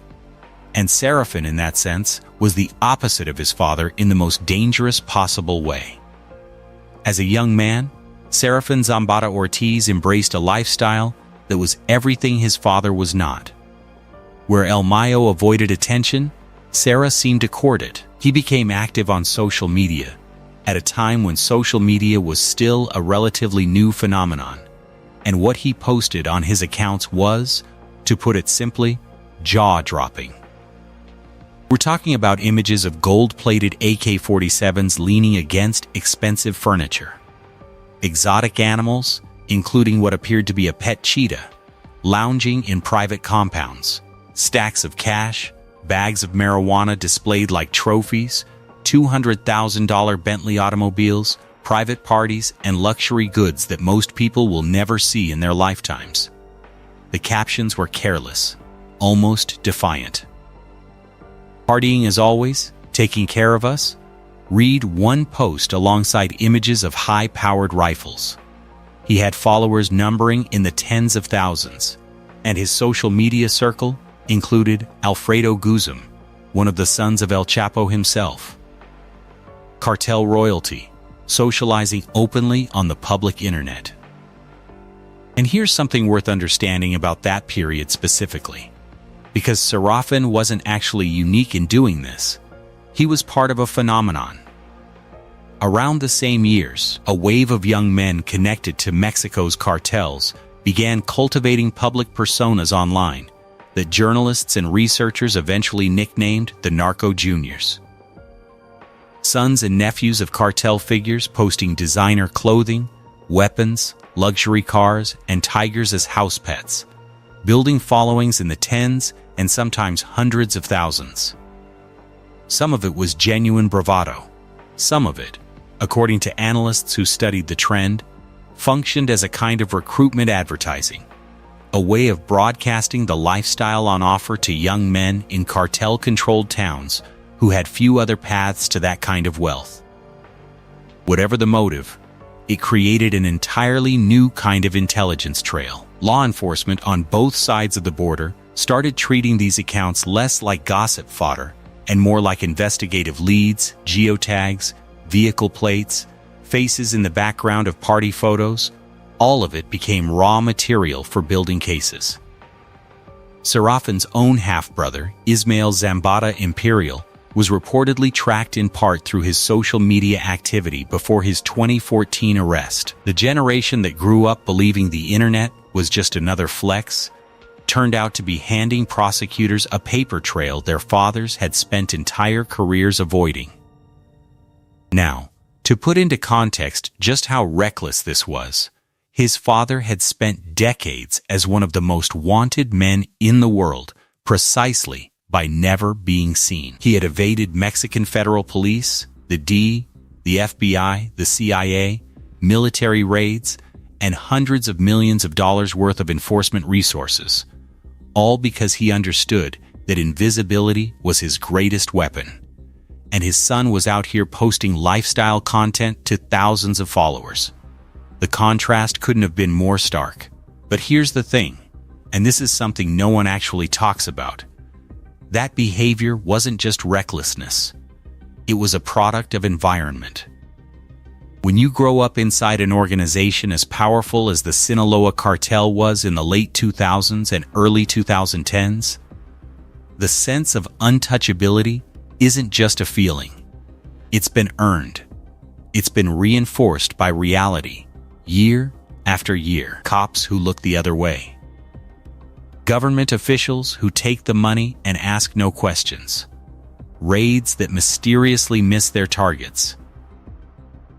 If you were Serafin Zambada Ortiz, born into that world, raised in that world, watching your father operate for decades without a single arrest, why would you ever believe that anything could actually touch you? He was also an agronomy student at the Autonomous University of Sinaloa in Culiacan at one point, which tells you something about the dual nature of his upbringing. There was an attempt, at least on the surface, at a normal civilian life. He enrolled in university, he was studying agriculture, the same land and crops that had been central to the cartel's business going back to his grandfather's generation. But that normal life was always running parallel to a much darker reality. And then there was his marriage. Serafin married Karime Torres Acosta on February 6, 2006. He was 15 years old. Different reports describe his wife's father differently. Some name him as Manuel Torres Flix, others as Javier Torres Flix. But they agree on the nickname El Ondado, the Crazy One, and on the fact that he was a powerful Sinaloa cartel lieutenant. Think about what this marriage means in cartel terms. This wasn't just a wedding. This was a dynastic alliance. Two of the most powerful criminal families in Mexico, formally linking themselves through their children. Serafin was the son of the man who ran the cartel. His wife was the daughter of one of the cartel's most feared commanders. And significantly, her father was killed in a gunfight with the Mexican army in October 2013, just weeks before Serafin himself would have his life changed forever. November 20th, 2013. That is the date everything changes. It's the date that marks the end of Serafin Zambada Ortiz's life as he had been living it, and the beginning of a very different kind of existence. On that Wednesday afternoon, Serafin and his wife Karime attempted to cross the international border from Mexico into the United States on foot at the Nogales, Arizona, port of entry. The stated reason for the crossing varies depending on the source. Some accounts describe a trip to handle his wife's immigration paperwork. Others describe it simply as a Christmas shopping trip. Either way, it was deliberately, almost absurdly ordinary. They were walking through a pedestrian crossing lane. Karime was released. Serafin was not. Federal agents from the Drug Enforcement Administration were waiting. An indictment had been filed under seal in San Diego on September 27, 2013, nearly 2 months earlier. That indictment, which had been kept deliberately secret, alleged that Serafin Zambada Ortiz had conspired to import cocaine and methamphetamine into the United States. The case had been quietly built. And when the moment came to spring it, they got him in the most ordinary possible setting. A 23-year-old walking across a pedestrian bridge with his wife. He was sent initially to a federal detention facility in Tucson, Arizona, where he made his first appearance before U.S. District Judge D. Thomas Ferraro, who ordered him transferred to San Diego to face the charges there as soon as practical. And almost immediately, the case entered a zone of deep secrecy that very few high-profile criminal matters achieve. Most details about the proceedings were shielded from public view. His lawyers operated behind closed doors. Transfers between facilities were tracked down by journalists, and at one point in early 2015, sources leaked that he was no longer at the Metropolitan Correctional Center in San Diego, where he had been registered, though he wasn't officially registered anywhere else either. He had, in the language of the federal prison system, essentially disappeared from public record for a period. That kind of secrecy is a signal. It suggests that whatever was happening in those proceedings was considered sensitive enough at the highest levels of law enforcement to warrant extraordinary measures. In September 2014, he pleaded guilty to conspiracy charges, specifically to conspiring to import more than 100 kilograms of cocaine and 1,000 kilograms of marijuana from Mexico into the United States, with prosecutors alleging the plan was to move the drugs into California for sale. He was 24 years old. Under the terms of the agreement, he also agreed to forfeit $250,000 as proceeds of criminal activity. Now listen, the mandatory minimum sentence for that kind of conviction is 10 years. The maximum is life in prison. Prosecutors had called his guilty plea, in their own words, a step forward in ongoing efforts to dismantle the most powerful crime syndicate in Mexico. They had charged him with being a major player in the cartel, not just a name on a family tree. And yet, the sentence he ultimately received, handed down in March 2018, was 5.5 years. 5.5 years for a man whose father was one of the top 2 cartel leaders in the world, who had admitted to conspiring to flood American streets with cocaine and marijuana on a massive scale. But did any of that controversy stop there? Well, no. Instead, it only made people ask more questions. Law enforcement sources, speaking anonymously, described the outcome as a disgrace. One called it something that made no sense, something that undermined the entire system. The perception, not just in the press, but within law enforcement circles, was that the Zambada family had once again found a way to soften the blow of American justice. El Mayo's relatives had a track record of this. His brother Jess Zambada, alias El Rey, was arrested in Mexico in 2008 and extradited to the United States in 2012 and cooperated with American prosecutors. His older son Vicente, alias El Vicentillo, was arrested in Mexico City in 2009 and extradited to the U.S., where he eventually pleaded guilty, provided testimony against El Chapo at trial, and received a sentence of 15 years. His other son, Ismael Zambada Imperial, alias Mayito Gordo, was arrested in Culiacan in 2014, extradited in 2019, pleaded guilty in 2021, and was sentenced to 9 years. Serafin was the second son to go down. And across all of them, the pattern was consistent: cooperation with U.S. authorities, reduced charges, sentences that legal experts found puzzling given the scale of the alleged crimes. The Zambada family had become almost uniquely skilled at navigating the American legal system in a way that minimized damage. Critics said this wasn't skill. They said it was leverage. Lay the timeline of those arrests side by side and the pattern becomes almost mechanical. El Rey goes down in 2008, gets extradited in 2012, cooperates. Vicente goes down in 2009, gets extradited, eventually testifies at his own father's former partner's trial in 2018 and 2019, walks away with 15 years for a man prosecutors described as a senior cartel operator.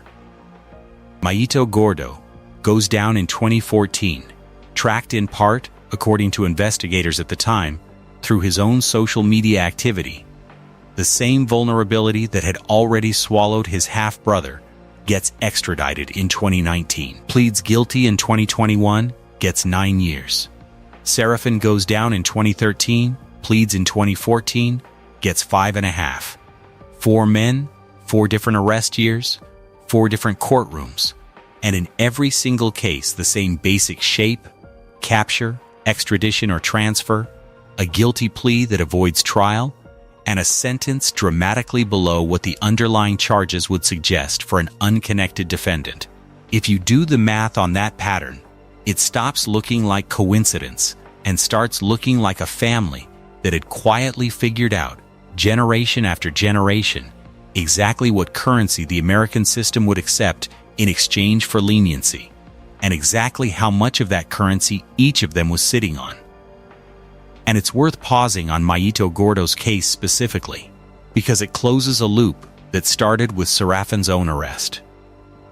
Both half-brothers, born from different mothers but the same father, ended up walking nearly identical paths through nearly identical doors.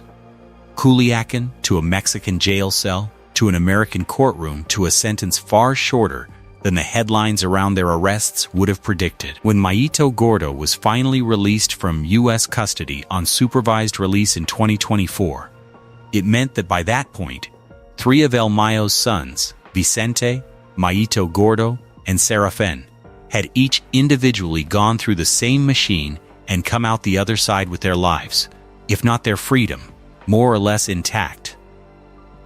That's not luck repeating itself 3 separate times. That's a family with a playbook. On September 11, 2018, Serafin Zambada Ortiz was released from federal prison. He had served 5.5 years, with credit for time served dating back to his 2013 arrest, meaning the formal sentencing in March of that year was really just paperwork, catching up to a clock that had already been running for over 4 years. He was 28 years old. And according to reporting from multiple outlets, including Associated Press and various regional Mexican journalists who covered the cartel beat, he returned to Sinaloa, specifically to Culiacan, the city where he grew up, the city his father's organization had controlled for decades. As a convicted felon and Mexican national, he was processed through standard immigration removal proceedings on his way out, the same bureaucratic pipeline that virtually every deported drug offender goes through, regardless of whose son they happen to be. And according to people who knew him and sources familiar with the situation, he was not known to be involved in the drug trade after his release. Friends and family, when approached by journalists, described him as someone who had taken a step back, someone who was living a quieter life, someone who, unlike his older brothers, was not positioning himself as a cartel operator.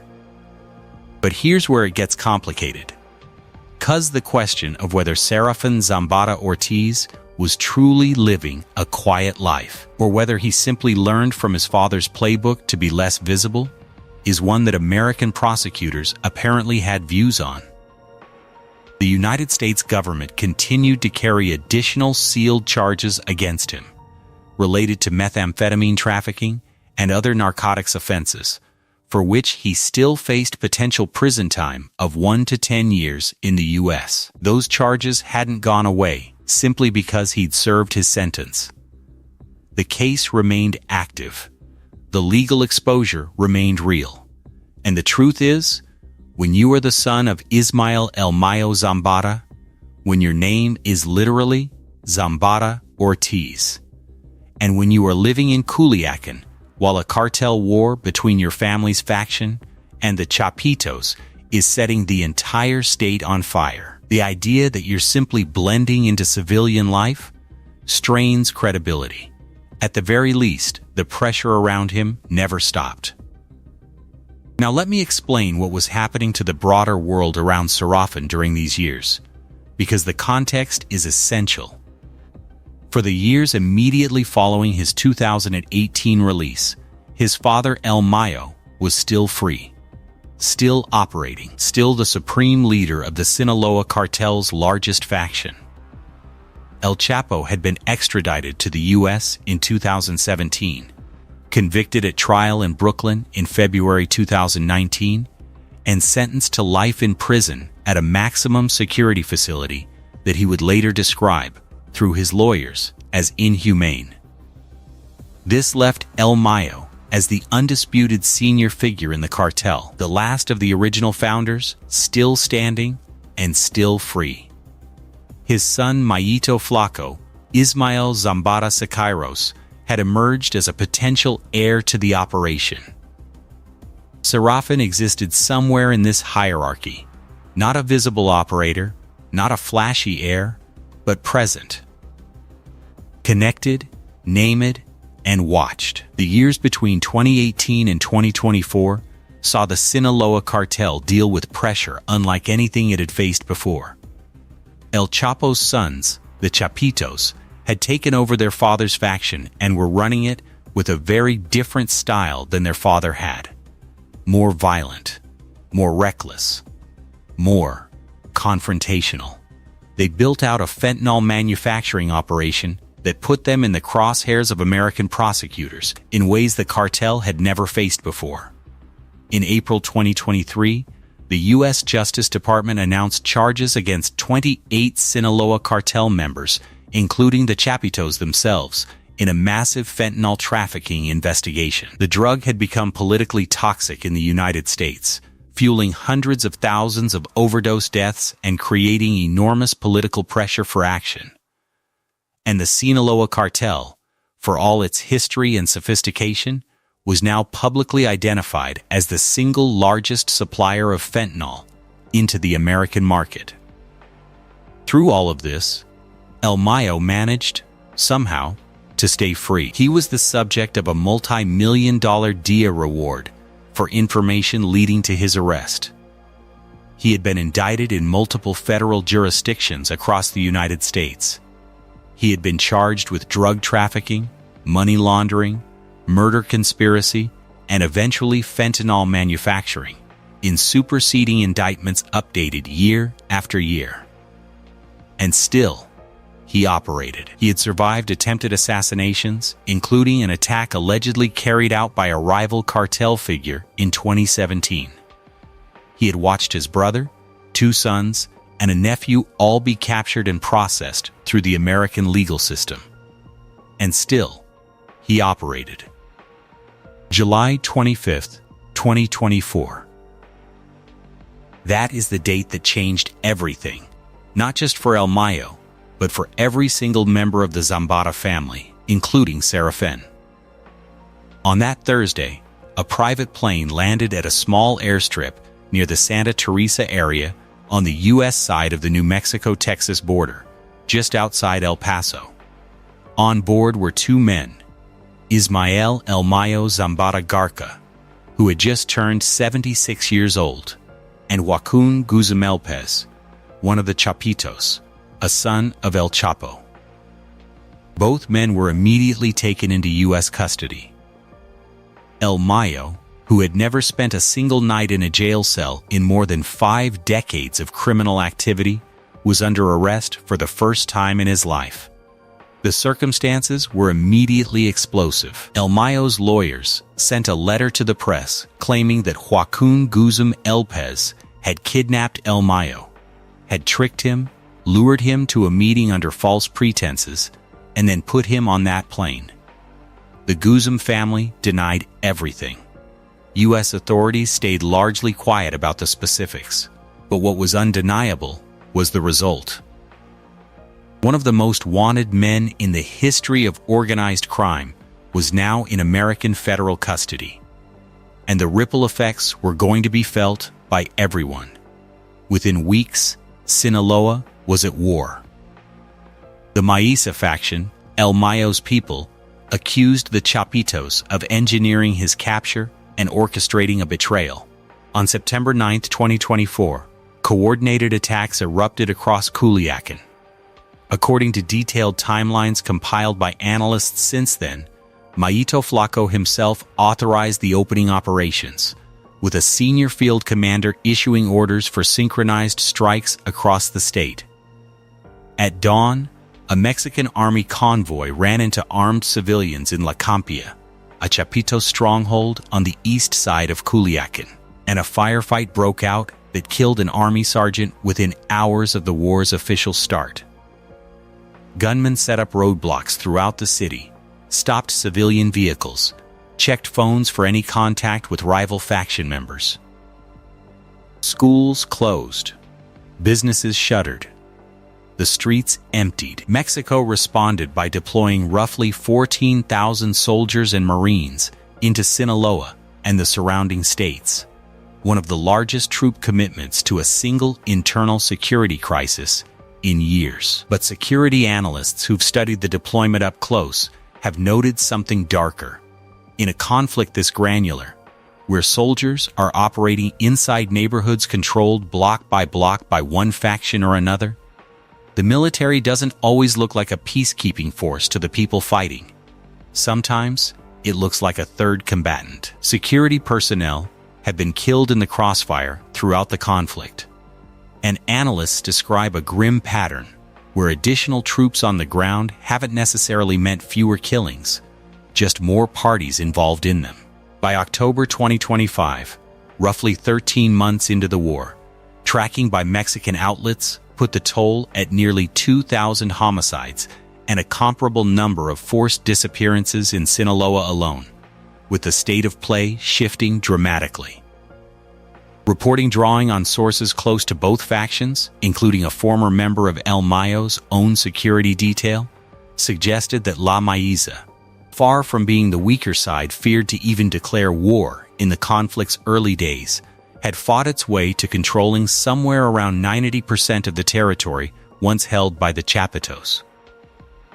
Mayito Flaco, alongside an ally known as Chapo Isidro, was being positioned by these same sources as the likely leader of whatever reorganized cartel structure emerges once the dust settles, assuming it ever fully does. The violence didn't stay contained to Culiac. By the back half of 2025, it had reached Mazatlan, the coastal tourist city nearly 140 miles south of where the war began. Investigative reporting found that Mazatlan recorded 95 homicides between January and September of 2025 alone, a jump of more than 200% over the same period the year before, and a total that on its own exceeded the combined homicide counts of 2022 and 2023. Kidnappings and disappearances rose right alongside it. A war that started as an internal cartel succession dispute in one city had, within a year, reshaped the security landscape of an entire coastline. In August 2025, after spending more than a year in federal detention, El Mayo, now 77, walked into a Brooklyn courtroom in front of U.S. Attorney General Pam Bondi and a room crowded with federal agents, and pleaded guilty to racketeering conspiracy and running a continuing criminal enterprise spanning from 1989 to 2024. Speaking through a Spanish-language interpreter, he traced his involvement with drugs all the way back to 1969, when he had first planted marijuana as a teenager. I recognize the great harm illegal drugs have done to the people of the United States, of Mexico, and elsewhere, he said. I take responsibility for my role in all of it, and I apologize to everyone who has suffered or been affected by my actions. He acknowledged that people working for him had paid bribes to Mexican police and military officials for decades so the organization could operate freely. He acknowledged overseeing an operation that built relationships with cocaine suppliers in Colombia and moved the drug into Mexico by boat and plane before smuggling it across the border. At least 1.5 million kilograms of cocaine since 1980 by prosecutors' accounting, the overwhelming majority of it destined for the United States. And that in later years, fentanyl had become the centerpiece of the cartel's American distribution strategy. Built in part on precursor chemicals purchased from China. Judge Brian Cogan, the same judge who sentenced El Chapo to life in 2019, told the courtroom he would do the same here. The plea agreement orders forfeiture of $15 billion in assets. Sentencing was scheduled for January 13, 2026. What's striking, and what most coverage of that day buried beneath the bigger headlines, is what El Mayo said next, relayed through his attorney, Frank Perez. He didn't just apologize, he made a direct appeal to the place his family came from. His lawyer told reporters that El Mayo was mindful of the impact of this case on his home state of Sinaloa, and that he called on the people there to remain calm, to exercise restraint, and to avoid violence. Nothing is gained by bloodshed, the statement continued. It only deepens wounds and prolongs suffering. Here was a man who had spent 55 years building an empire soaked in exactly that kind of bloodshed, standing in a Brooklyn courtroom on the day he formally surrendered all of it, asking the war his own capture had ignited to please finally stop. Whether anyone in Sinaloa was listening is a separate question entirely. And through all of this, through his father's arrest, through the cartel war setting Sinaloa on fire, through the most significant dismantling of the Zambada family's power structure in history, Serafin Zambada Ortiz has been living in Sinaloa, believed to be in or around Culiacan. According to reporting from late 2024, he was still residing in the state where his family is from, where the cartel his father built has its roots, and where the streets have been soaked in blood ever since the Chapitos and the Maisa began their war. He attended his father's first court hearing in August 2024, along with his sister Teresa, a public appearance that confirmed he was present, accounted for, and following developments closely. Here's something no one actually talks about when it comes to Serafin's life right now. He is a man who exists in one of the most dangerous zones imaginable, not because of what he is doing, but because of what he represents. The cartel war that is raging through Sinaloa is precisely the kind of conflict in which people with powerful last names become targets without doing anything to earn that status. You carry the name Zambada in Culiacan right now, and you are automatically a piece on a board that neither you nor anyone around you is fully controlling anymore.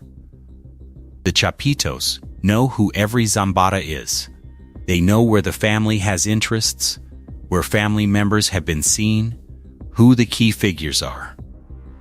The precision of violence in that war, the fact that both sides grew up inside the same cartel and know each other's operational structures intimately, means that people in Serafin's position are navigating a genuine, daily security threat. Journalists tracking the conflict have documented a wave of targeted killings of social media famous influencers connected to one faction or another being murdered specifically because of who they were associated with, not because of any operational role.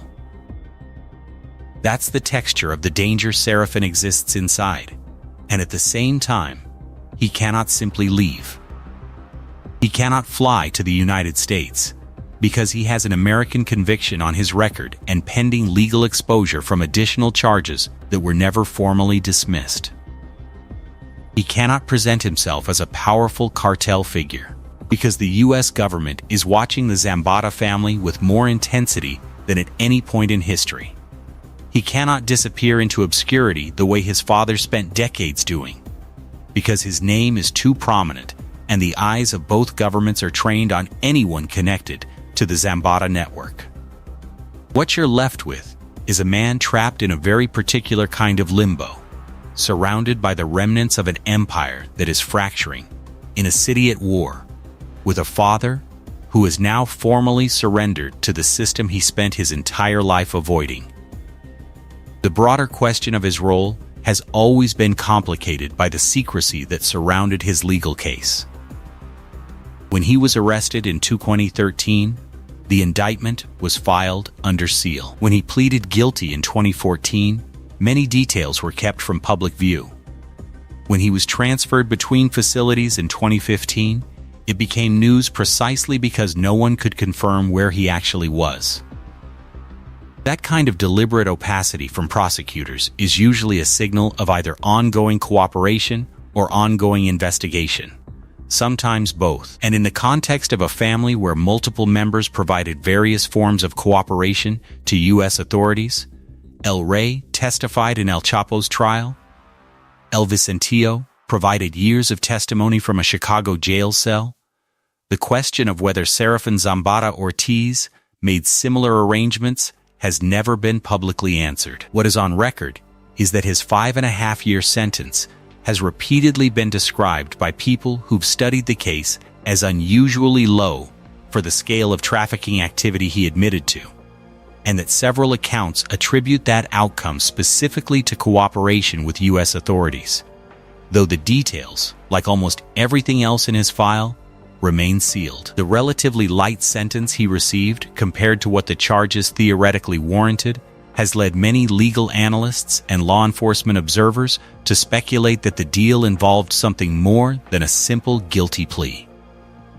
And if that's true, if Serafin provided information, cooperation, or intelligence of any kind to American prosecutors, then the implications for his life in Sinaloa are even more significant. In cartel culture, cooperation with American law enforcement is considered the ultimate betrayal. People have been killed for far less.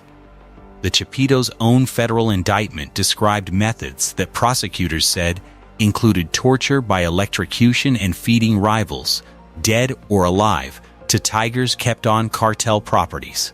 This is the environment in which these men operate, and in that environment, even the suspicion of cooperation with American authorities can be a death sentence. According to multiple sources tracking the family in the years since his release, Serafin's marriage to Karime, the union that once symbolized a formal alliance between two of Sinaloa's most powerful bloodlines, has not been the subject of any confirmed public reporting since her father's death and his own arrest in late 2013. Whether that marriage survived the years that followed, the prison sentence, the deportation, and now the war consuming the state both families came from, is simply not known from anything on the public record.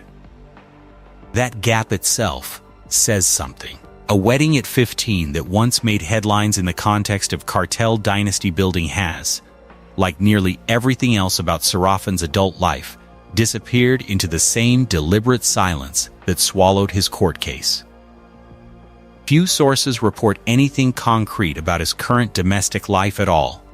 Most mention only that he is believed to still be in Sinaloa, still connected to family, still largely out of public view.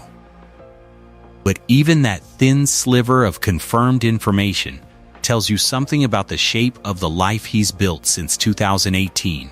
Small, private, and almost entirely off the record, in sharp contrast to the wide open, tens of thousands of followers' visibility that defined him before his arrest. When leaked photographs surfaced in 2023 showing Serafin at parties and in a commercial airplane, the images were notable precisely because they showed a man who was living, but doing so cautiously.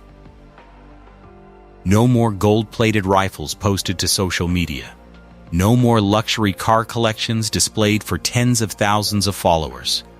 No more public defiance of the invisible rules his father had always understood. The boy who once seemed to want the world to see his lifestyle has become a man who understands, finally, the danger of visibility. When you do the math, the transformation is significant.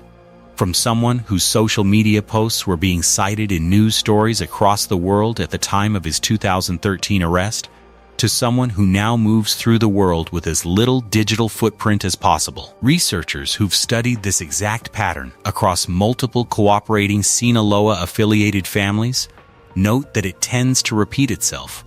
A loud, exposed early life followed by a long, deliberately invisible second act. Almost as if the family is trying, a generation later, to retroactively learn the lesson El Mayo lived by from the start. He turned another year older recently, and the life people would expect for the son of Ismael El Mayo Zambada, the man who was, for decades, the most powerful drug trafficker on the planet, bears almost no resemblance to the reality. There are no mansions being photographed, no cartel lieutenants reporting to him, no Dia reward poster with his face on it, no dramatic narco corridos being written in his honor. He is a convicted drug trafficker in his mid-30s, living under the constant pressure of unresolved legal exposure in the United States, in a state that is experiencing one of the bloodiest cartel wars in its history. With his father having pleaded guilty in a Brooklyn courtroom and facing a formal sentence of life in prison, his brother Vicente is somewhere in the American witness protection system. His brother Maito Gordo was released from prison in the U.S. in mid-2024 under supervised release.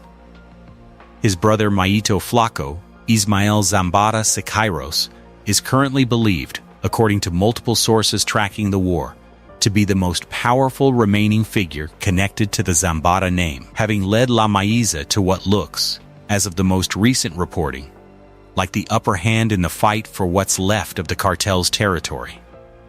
And Serafin exists somewhere in this landscape, watching a dynasty collapse and reconfigure in real time.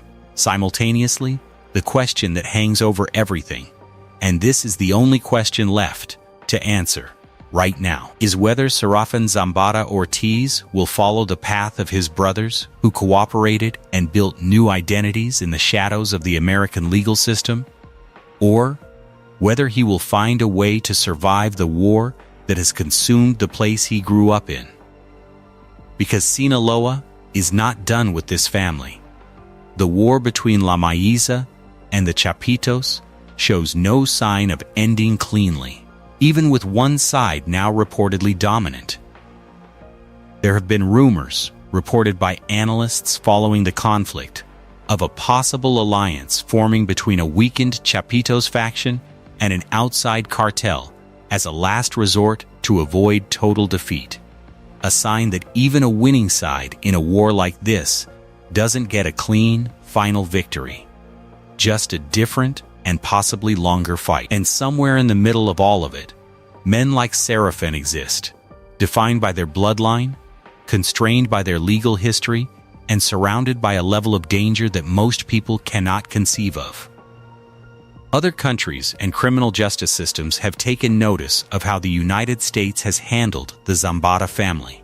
The pattern of relatively reduced sentences for cooperation, the sealed proceedings, the quiet transfers. Analysts have debated whether these outcomes represent the American system working as it should, extracting maximum intelligence from high-value targets in exchange for legal concessions, or whether they represent something more troubling, an elite family using wealth, connections, and savvy lawyers to bend a system that shows no such flexibility to lower-level defendants.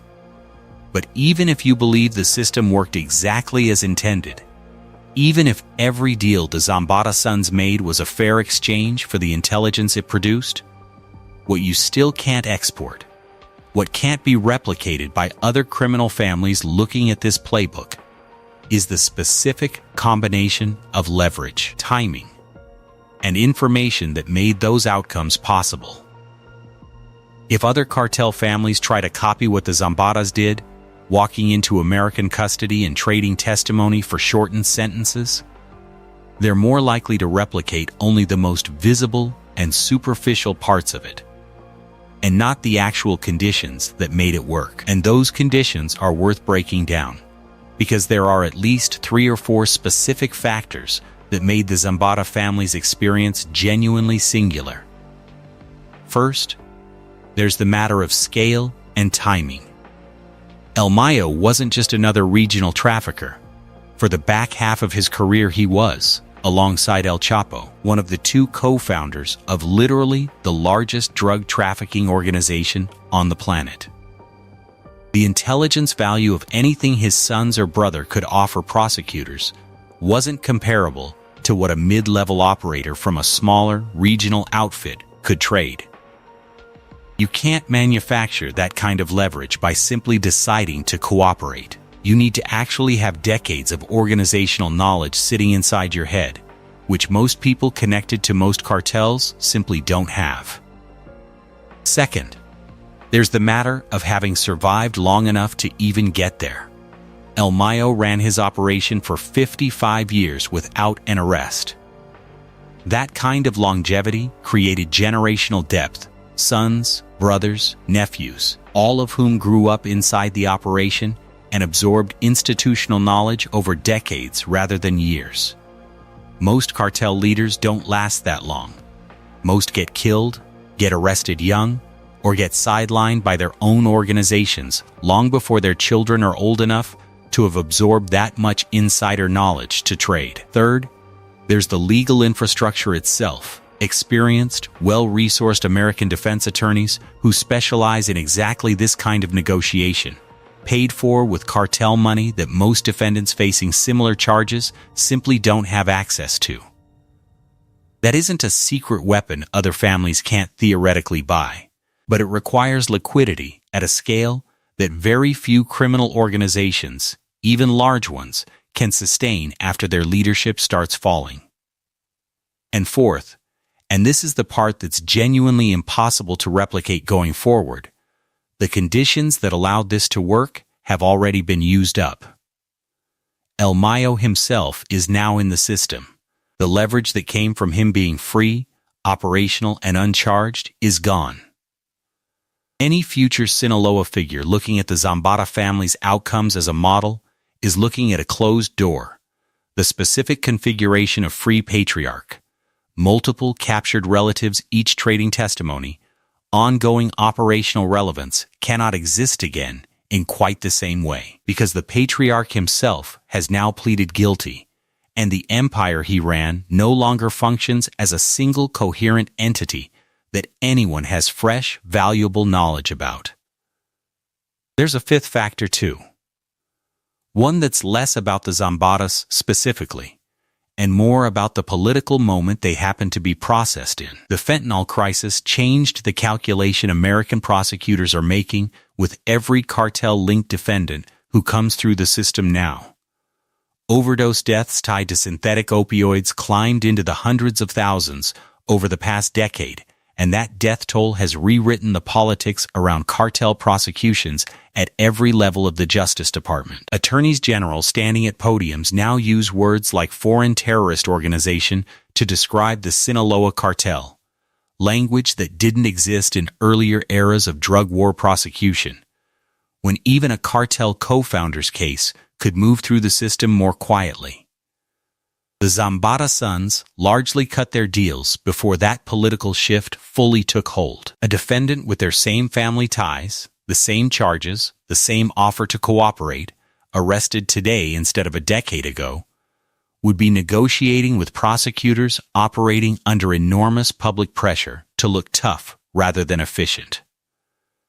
The administration currently in office has made dismantling these organizations a stated priority, with Mexico extraditing dozens of top cartel figures to the U.S. in coordinated waves rather than the slow, case-by-case extraditions of the 2010s. Timing, in other words, wasn't just lucky for the Zambada brothers. It was load-bearing. The version of the American legal system that processed them in 2014 and 2018 simply doesn't exist in the same form anymore, and won't be available to whoever tries to walk through that door next. The empire is over. That is the reality that Serafin has to live with on every birthday that passes. His father, who spent 55 years as one of the most powerful men in the criminal world, who never spent a night in a jail cell until he was well into his 70s, who once said he was so terrified of prison he would rather die than be captured, that man is now exactly where he feared most. He is in a federal institution in the United States. He has pleaded guilty. He has said he is sorry in a federal courtroom in Brooklyn, with the U.S. Attorney General standing feet away, telling reporters he will die in that prison, where in her words, he belongs. He is facing a mandatory life sentence and the forfeiture of $15 billion. The man who once paid $1 million a month in bribes just to operate freely, the man who built the world's most sophisticated drug trafficking operation from a 6th grade education and a marijuana field in 1969, is now waiting on a sentencing date like any other defendant. And his son Serafin turns another year older, with the weight of that reality on every single day. There is a particular kind of sadness in what this life has become. Not sadness for the crimes that were committed. Those were choices with victims, and those victims deserve to be remembered.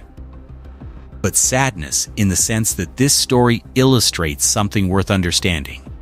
That no amount of power, no cartel empire, no dynasty, built on fear and corruption and billions of dollars, ultimately protects the people inside it. Every son of El Mayo who touched the American legal system eventually found himself in a courtroom. Every brother, every uncle, every person who thought the Zambada name was armor discovered at some point that it was also a target. And Serafin, who has now lived through an arrest, a prison sentence, a release, a cartel war, his father's capture and guilty plea, and the complete dismantling of the world he was born into, is still standing in Culiacan, still carrying that name, still navigating a reality that most people will never fully see from the outside. He just turned another year older. And the life he is living now, in the middle of all of this, is something far sadder than anything his father's enemies ever managed to inflict on the Zambada family. Because the real damage wasn't done by the DIA or the FBI or the federal courts. The real damage was done slowly, over years and decades, by the choices made inside this family long before Serafin was even old enough to understand what any of it meant. He was born into a war, and the war is not over. November 2021, Zapopan, Jalisco. A Walmart parking lot becomes a kidnapping scene that would trigger an international manhunt. Two Mexican Navy members, trained military personnel, get snatched in broad daylight. The people behind it? A 20-year-old woman and her cartel operative husband, executing a desperate plan to free her mother from federal custody by trading hostages. That woman is Laisha Michelle Oseguera Gonzalez, daughter of the world's most dangerous drug lord. Fast forward to February 22, 2026, Tapalpa, Jalisco. Mexican Special Forces kill Nemesio El Mencho Oseguera Cervantes in a military operation that ends the reign of CJNG's founding leader. And there, at the funeral, photographers capture images of a young woman paying respects, Laisha, showing up in Mexico despite being wanted for kidnapping, despite the risks, despite having a U.S. passport that could keep her safe in California, where she'd been living in a $1.2 million mansion with her fugitive husband.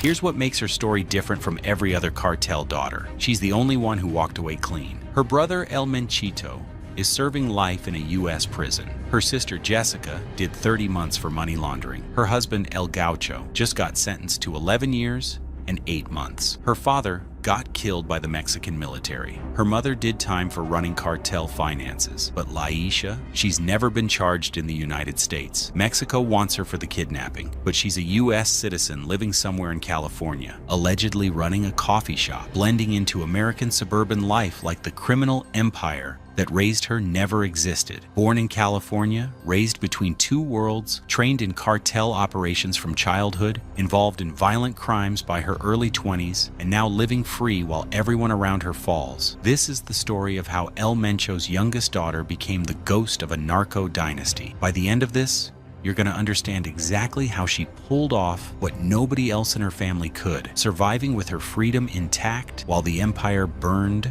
around her. Before we get into how Laisha ended up orchestrating kidnappings and living double lives, we gotta understand who the Gonzalez Oseguera family really is, because this isn't just some random drug dealer's daughter. This is narco royalty. Two criminal dynasties merged into one bloodline. Her father, Nemesio El Mencho Oseguera Cervantes, built the Jalisco New Generation Cartel into Mexico's most violent criminal organization. We're talking about a man who had RPGs, .50 caliber machine guns, his own SWAT teams, a man who shot down military helicopters, a man with a $10 million bounty on his head from the U.S. State Department. When he got killed in February 2026, the cartel went to war. 250 highway blockades across 20 Mexican states, vehicles set on fire. 25 National Guard members killed in retaliation. That's the level of power her father had. Her mother, Rosalinda Gonzalez Valencia, known as La Jefa, the boss, came from the Gonzalez Valencia family who founded Los Quines, the financial arm of CJNG. Rosalinda personally managed over 70 businesses used for money laundering, moving over $50 million between 2015 and 2016. She wasn't just a drug lord's wife. She was the chief financial officer of a billion-dollar criminal enterprise. This is the family Laisha was born into. Not poverty, not desperation, not some rags-to-riches cartel story. She was born into wealth, power, and violence from day one.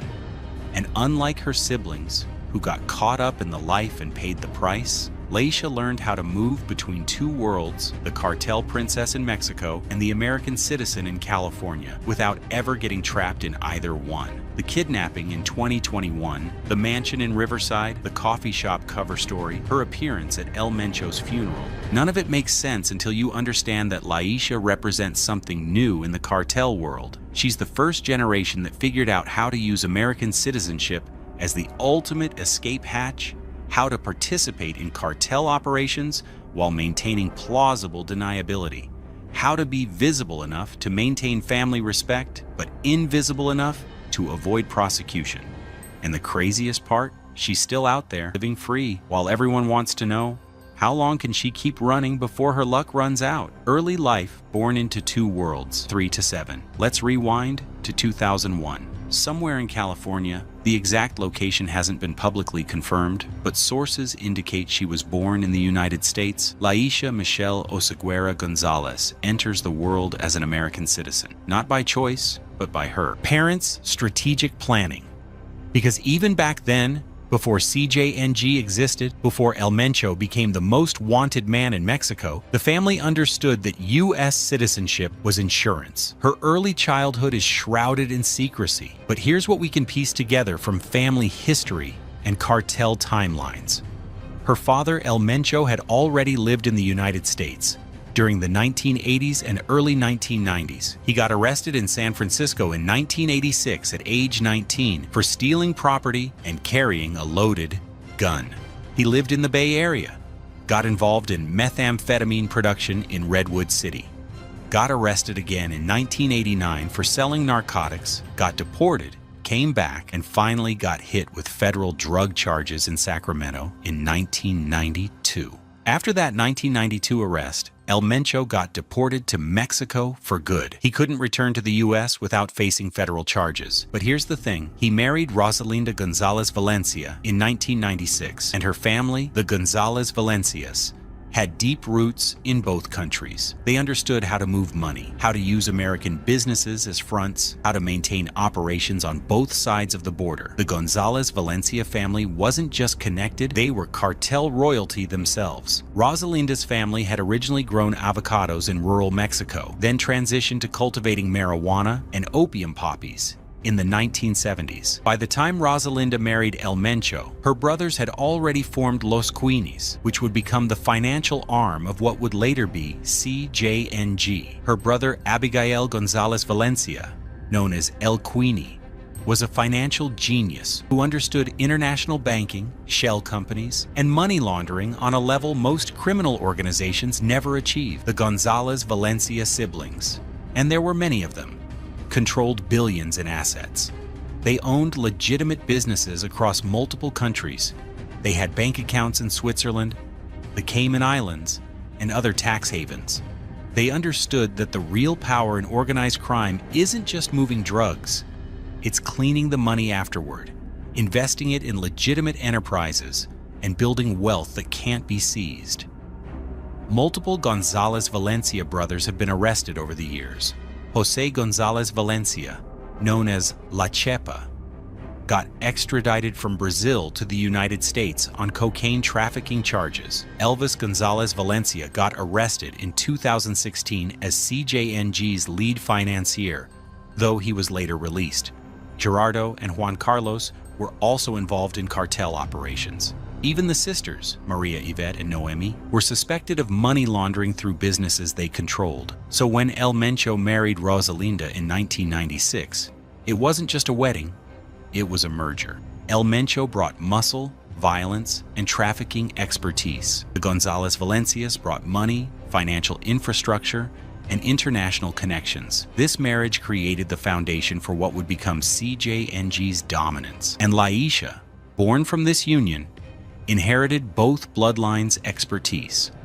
When Laisha was born around 2001, she was the youngest of 3 children and represented the 3rd generation of this criminal dynasty. Her brother Ruben, known as El Menchito, was born in San Francisco in 1990, also a U.S. citizen. Her sister Jessica Johanna, known as La Negra, birth details less public but also connected to California. The family strategy was clear: have your children born American, raise them with Mexican cartel values, and give them the flexibility to operate in both worlds. But there's something crucial about being the youngest child in a cartel family that shaped Laisha's entire trajectory. Her brother Menchito, being the oldest and male, was automatically positioned as the heir.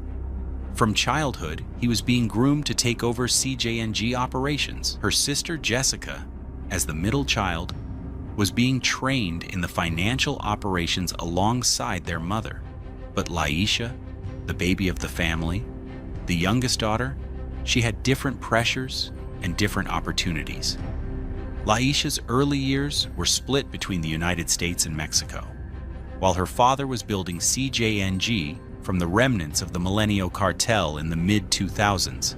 Consolidating power in Jalisco, going to war with Los Zetas, the family maintained properties and presence in California. This wasn't unusual. Many cartel families do this. What was unusual was how they prepared their children. Her brother, El Menchito, was being groomed as the heir. He was learning the operational side: logistics, violence, command structure. He was El Mencho's second in command, managing international drug trafficking operations, coordinating shipments, overseeing enforcers. Her sister Jessica was being brought into the financial side, just like their mother. She learned how to run businesses: the sushi restaurants in Puerto Vallarta and Guadalajara, the rental cabins in Jalisco, all the legitimate fronts that cleaned cartel money. But Laisha, she was the youngest. And in traditional cartel families, sometimes the youngest gets a different path. She wasn't being positioned as the heir like Menchito. She wasn't being trained as the financial operator like Jessica. She had something more valuable: American citizenship, youth, and the ability to stay in the background. Growing up, Laisha would have witnessed her mother Rosalinda managing the family's business empire. 70 different businesses across multiple industries: healthcare, tourism, hospitality, retail, real estate, agriculture. Young Laisha would have seen how money laundering works, how you take drug proceeds and turn them into legitimate-looking income through restaurants, construction companies, agricultural operations. She would have seen her father's power, the way people feared him, respected him, how entire regions of Jalisco operated under CJNG control, the armed convoys, the safe houses, the constant movement to avoid authorities. She would have understood from childhood that her family wasn't normal, that the wealth came from violence, and that law enforcement in both countries wanted to destroy them. But she also would have experienced the American side, the freedom of movement that U.S. citizenship provided, the ability to cross borders legally, the protection of American constitutional rights, the knowledge that if things got too hot in Mexico, California was always an option. By her teenage years, late 2000s and 10s, Laisha was living primarily in Mexico as CJNG consolidated power. Her father, El Mencho, was now one of the most wanted men on earth. Her brother, Menchito, had been arrested in 2015, released, rearrested, and was fighting extradition to the United States. Her sister, Jessica, was managing money laundering operations through various businesses. And Laisha, she was keeping a low profile. Not flashy like some narco children who post luxury cars and jewelry on Instagram. Not operationally visible like her brother, who was leading violent operations. She was watching, learning, and staying just invisible enough. Then around 2020 to 2021, something changed. Laisha, now in her late teens or early 20s, got involved with Christian Fernando Gutierrez Ochoa, known as El Gaucho. And this is where her story shifts from cartel princess to active participant in violent crime. The power marriage merging two cartel dynasties, 7 to 1030. Here's where things get real complicated because Laisha's relationship with El Gaucho wasn't just some romance. It was the merging of two major CJNG families, a strategic alliance. Christian Fernando Gutierrez Ochoa was born in 1987, making him about 14 to 15 years older than Laisha. Age gaps like this aren't unusual in cartel culture, where strategic marriages between families are common. But El Gaucho wasn't just any cartel operative. He was narco royalty himself. His father, José Luis Gutiérrez Valencia, known as Don Chelo, was a veteran CJNG trafficker who'd worked with El Mencho for years. Don Chelo was legendary in the organization for two reasons. First, his operational skills in drug trafficking. Second, his absolutely wild lifestyle that showed the excess and arrogance of cartel power. In 2013, Don Chelo threw a party inside Puente Grande maximum security prison where he was being held. Not a small party, a full narco celebration with a live band, alcohol flowing, and Don Chelo announcing to everyone, "I'm the one who rules here." The video of this party leaked and became an international scandal, showing how thoroughly cartels had corrupted Mexican prisons. When Don Chelo got released in November 2017, authorities seized his ranch.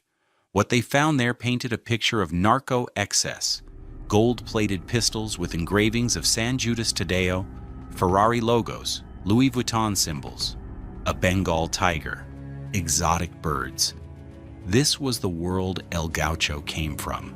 But Don Chelo's freedom didn't last. 10 days after his release, on December 4th, 2017, Mexican Marines tracked him down and killed him in a confrontation.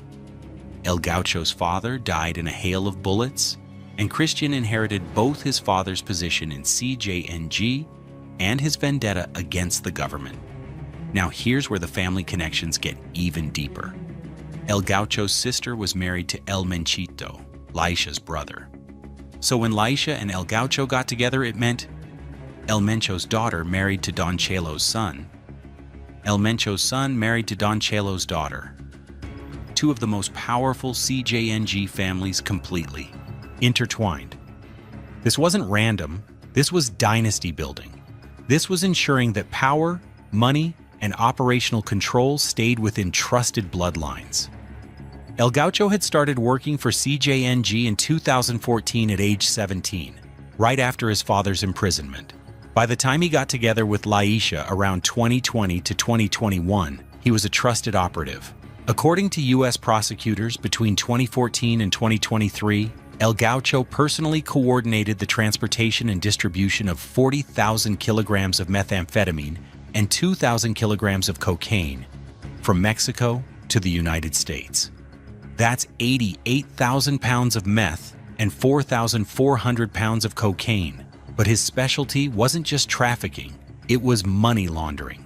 El Gaucho was a financial operator, using real estate transactions, shell companies, and international money transfers to clean drug proceeds. He was sophisticated, careful, and according to DEA files, one of El Mencho's most trusted associates. Laisha and El Gaucho's relationship developed during this period. She was in her late teens, early 20s, he was mid-30s, established in the organization, wealthy from cartel operations, and connected to her family through multiple ties.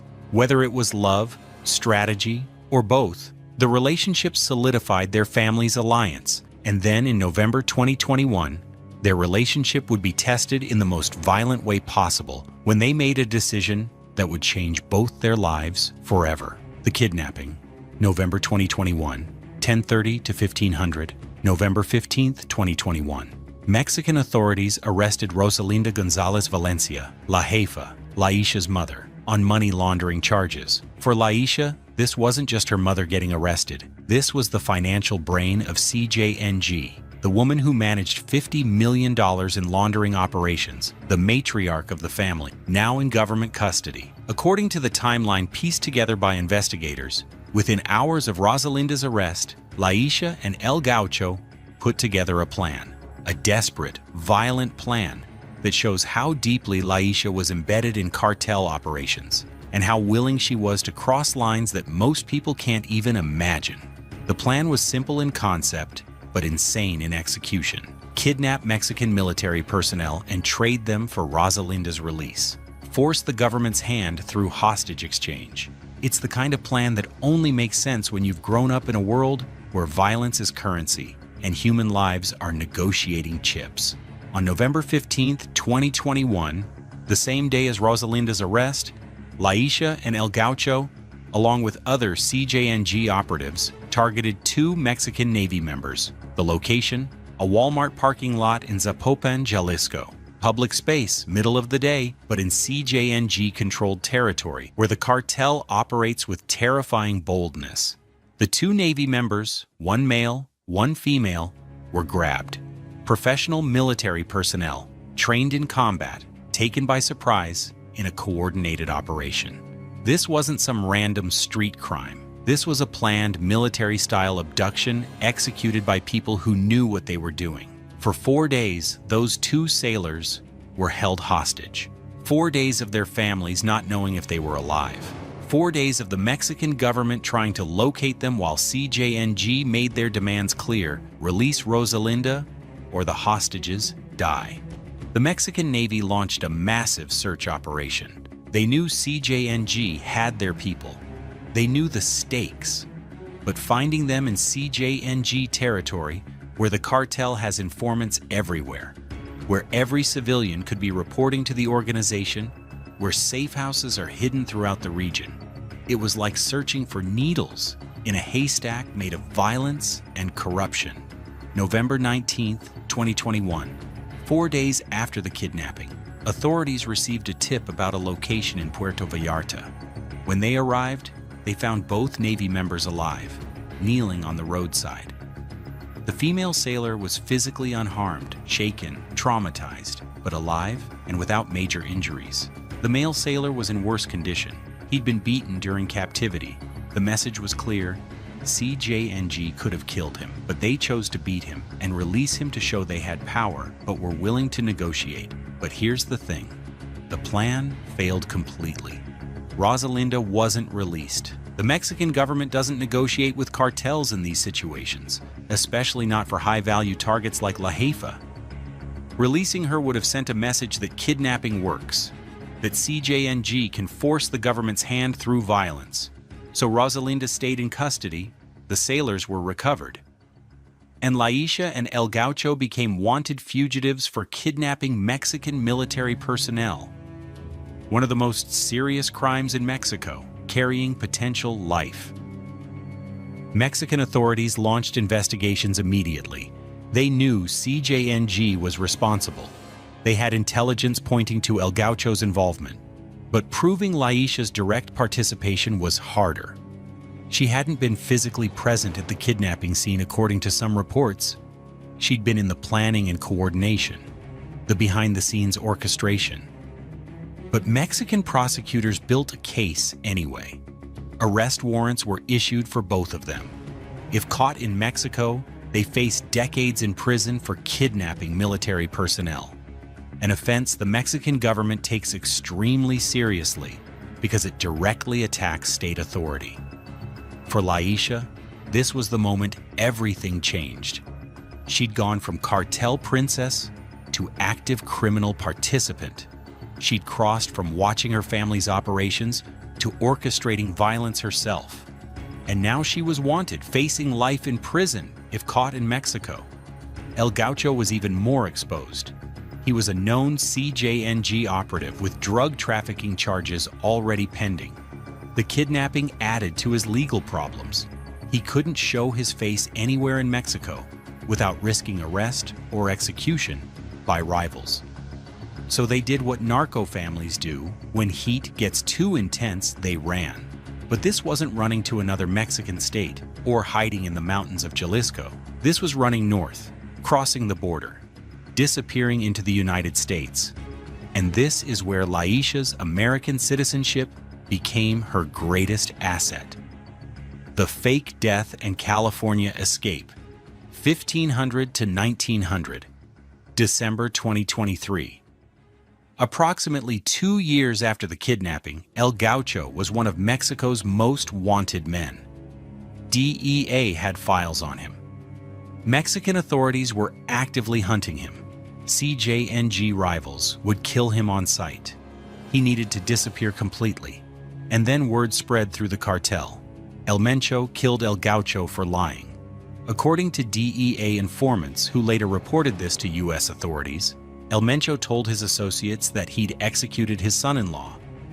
The story circulated through CJNG ranks, through rival organizations, through Mexican intelligence networks. Everyone believed El Gaucho was dead, killed by his own father-in-law for some betrayal or failure. But it was all a lie, a carefully orchestrated deception that El Mencho himself helped create to give his son-in-law and daughter an escape route. The reality? El Gaucho was alive and crossing into the United States through one of CJNG's smuggling tunnels near Tijuana. These aren't amateur holes in the ground. These are sophisticated tunnels with ventilation, lighting, rail systems for moving drugs. And now they were moving El Gaucho into California, while everyone thought he was in a shallow grave somewhere in Jalisco. He crossed with fake identification, not just a fake name, but a complete false identity backed by fraudulent documents. And in September 2023, using this fake identity, he obtained a California driver's license under the name Luis Miguel Martinez, with a fabricated social security number. Luis Miguel Martinez, a completely invented person. And for over a year, that's who El Gaucho became. But here's what makes this story even crazier. Laisha was already in California. As a U.S. citizen, she could come and go freely. No smuggling tunnels needed for her. Just a valid U.S. passport and a border crossing. While El Gaucho was presumed dead in Mexico, she was setting up their new life in Southern California. And they weren't living in some rundown apartment trying to stay invisible. They bought a $1.2 million mansion in Riverside, California. Riverside, a city. Here is a 20-year-old girl from Culiacan, Sinaloa, who is right now posting selfies at the Palace of Versailles, taking boat tours through the Scottish Highlands looking for the Loch Ness Monster, and releasing music singles in Mexico City. And her last name is Guzman, not just any Guzman. Her grandfather is Joaquin El Chapo Guzman, the most powerful drug lord in modern history, currently rotting in a supermax prison in Colorado with no chance of ever breathing free air again. Her uncles are Los Chapitos, Ovidio, and Joaquin Jr., who took over one of the most violent criminal organizations on the planet after their father fell. And her father, Edgar Guzman Lopez, was ambushed and gunned down in a shopping center parking lot in 2008 before she was old enough to remember his face. And yet here she is. No criminal record, no cartel ties, no sicarios. Just a young woman in Paris, London, and the Bahamas, documenting her life on Instagram and chasing a career in regional Mexican music. If you told someone the granddaughter of El Chapo was living this kind of life, they probably would not believe you. But it is real. And by the end of this video, you are going to understand exactly how Frida Guzman Muñoz went from being born into the most dangerous family in Mexico to becoming one of the most talked about young women in Latin media.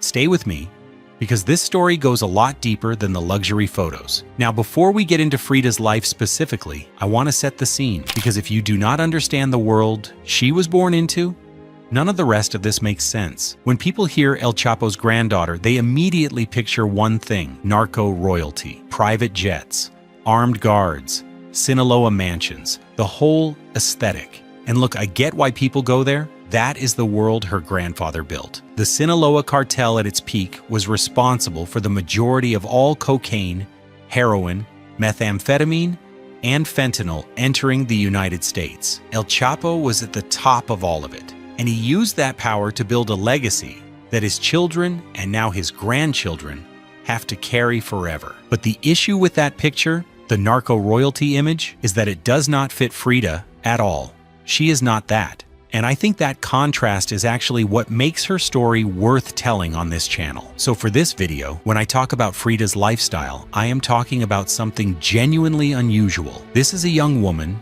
who carries one of the most dangerous surnames in the world, who lost her father to cartel violence before she could even know him, and who has somehow built a life that looks nothing like her family's history. We are talking travel, music, fashion, influence, and the complicated reality of doing all of that while the Guzman name follows you everywhere you go. Let us get into it. Here is what we are covering today. We are going to start with who Frida is and where she actually comes from.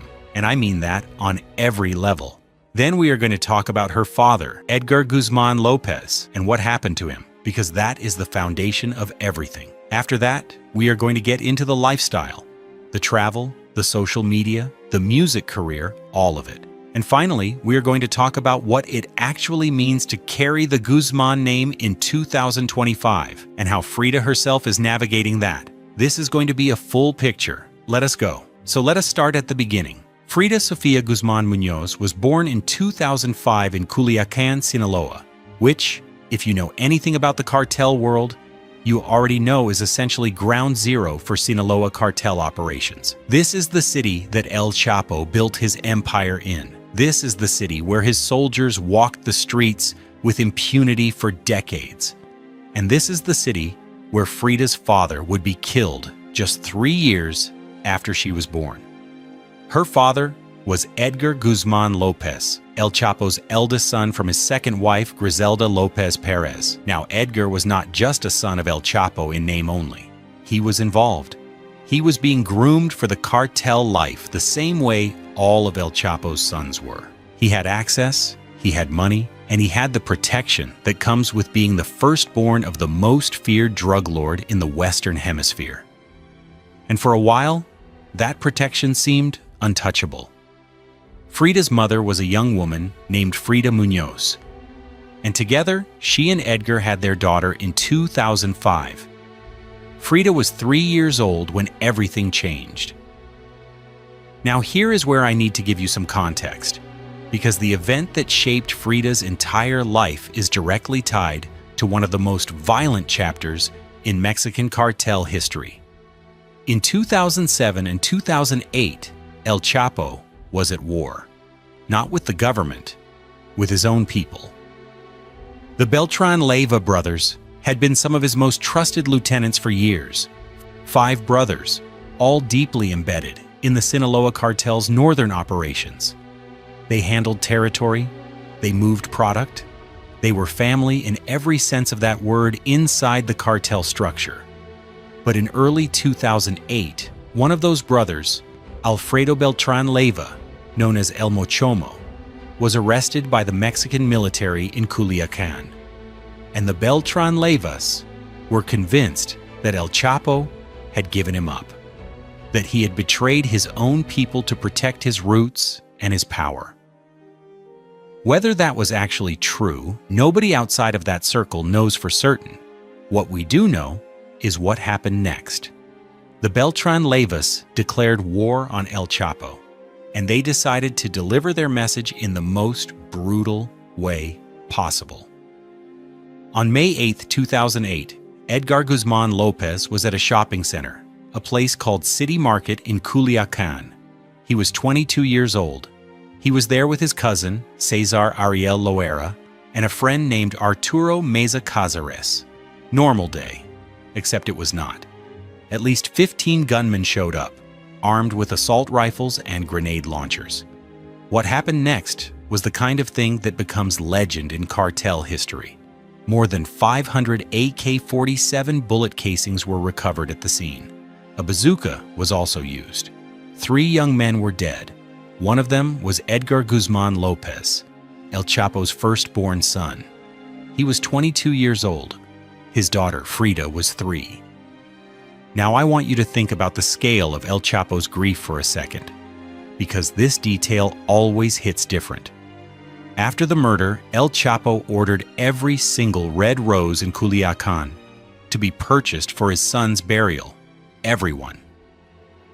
The city ran out of flowers, And because the killing happened just days before Mother's Day, Culiacan had no flowers left for anyone else. That story was eventually turned into a corrido, performed by Lupillo Rivera, called 50,000 Roses. The act was later documented in the Netflix El Chapo series. And if you have seen that scene and thought it felt over the top, it actually happened. And in the weeks after Edgar's murder, Culiacan erupted. By the end of May 2008, over 116 people had been killed in the city. 26 of them were police officers. That is what El Chapo's retaliation looked like. Frida was 3 years old in the middle of all of that. And here is what I think gets lost when people talk about this family. Edgar Guzman Lopez was not just a cartel casualty. He was a father. He was 22 years old with a 3-year-old daughter who would grow up without ever really knowing him. Frida has spoken about this in interviews, carefully without a lot of detail. But you can tell it is the part of her story she carries most privately. She was not old enough to have memories of him. She knows him through other people's stories, through photographs, through the name that both connects her to him and marks her for life. That is a weight that has nothing to do with the cartel. That is just grief. And that is the part of Frida's story that I think deserves more attention than it usually gets. Now here is where Frida's story starts to diverge from the path you might expect. After Edgar's death, her mother Frida Muñoz made a decision that would define her daughter's entire upbringing. She moved, not just out of Culiacan, out of Mexico. She relocated to the United States, specifically to Burbank, California, and she did not look back. Burbank, Southern California suburb, home to Disney Studios, Warner Brothers lots, and a lot of very normal American life. About as far from Culiacan cartel culture as you can get while still being on the same planet. And then a few years later, something happened that would give Frida a completely different kind of famous family connection. Her mother married Julio Cesar Chavez Jr., the professional boxer, son of the legendary Julio Cesar Chavez Sr., one of the greatest fighters Mexico has ever produced. Jr. was himself a world middleweight champion at various points in his career, and he stepped into the role of father figure for Frida. She has described their relationship positively in interviews. He and his father, the boxing legend, always encouraged her to pursue her talents. So let me just take a moment here, because this is actually kind of insane when you think about it. Frida Guzman Muñoz has, on one side of her family, El Chapo as her grandfather, Los Chapitos as her uncles, and the entire Sinaloa cartel legacy hanging over her head. And on the other side of her household, she is growing up as the stepdaughter of a world champion boxer, with Julio Cesar Chavez Sr. as a kind of step-grandfather figure. She has 2 half-siblings from her mother and Chavez Jr. The Guzman cartel dynasty and the Chavez boxing dynasty connected through one woman and her daughter. It is the kind of story that sounds made up, but it is real. Frida grew up in Burbank. She went to school there. She built her life there. And by all accounts, she had a childhood that was, considering who her grandfather is, remarkably normal. She has said in interviews that she has more good memories than bad from growing up, which tells you something about the effort her mother made to build something different. Okay, now let us get into what you actually clicked on this video for, because the lifestyle Frida is living as a 20-year-old young woman is something else entirely. She describes herself as an aspiring model, singer, and influencer, and she is actively pursuing all 3 simultaneously. But the thing that put her on the international radar, before the music, before any of the interviews, was the travel content. Specifically, a European trip she took in early 2024 that went extremely viral. It started in London in mid-January. Frida documented the whole thing on Instagram, sharing with her 100,000-plus followers every stop along the way. Buckingham Palace, the Tower of London. Iconic tourist content. Nothing extraordinary, except for who was posting it. But then she did something that actually broke through. She found a street musician busking in Leicester Square. She walked up to him, asked if she could sing with him, and right there on the street, in front of a gathering crowd, she sang Shallow, the Lady Gaga and Bradley Cooper duet from A Star Is Born. And it was good. People stopped. The crowd gathered. She posted the video and captioned it. Objective accomplished. Her mother commented on it. How I love listening to you sing, my love. That video spread internationally. Outlets from the United Kingdom, Ireland, the United States, and Latin America picked it up. El Chapo's granddaughter singing on the streets of London is the kind of headline that writes itself. From London, she went to Paris. And she did not do Paris small. She went to the Louvre Museum. She went to the Palace of Versailles. She posted it all. She was doing the full European luxury experience, not the kind of luxury that gets flaunted in narco circles with gold-plated guns and stacks of cash. This was museum selfies and cobblestone streets and genuinely beautiful content. A completely different aesthetic from the world her family name is associated with, almost intentionally so.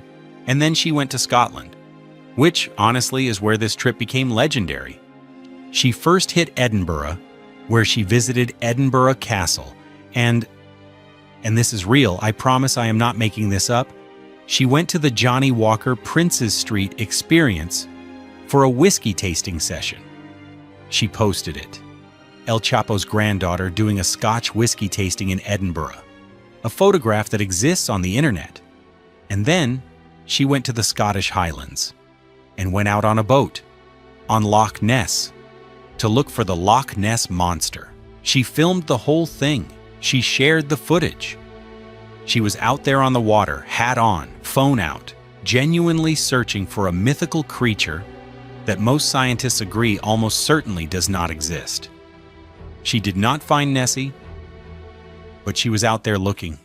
I need you to sit with this contrast for a moment, because I genuinely think it is one of the most surreal juxtapositions in modern celebrity culture. Her grandfather, Joaquin El Chapo Guzman, is currently inside the ADX Florence Supermax facility in Colorado, one of the most secure prisons in human history, reportedly spending up to 23 hours a day in isolation. No natural light, no meaningful contact with the outside world. He will never leave that building alive.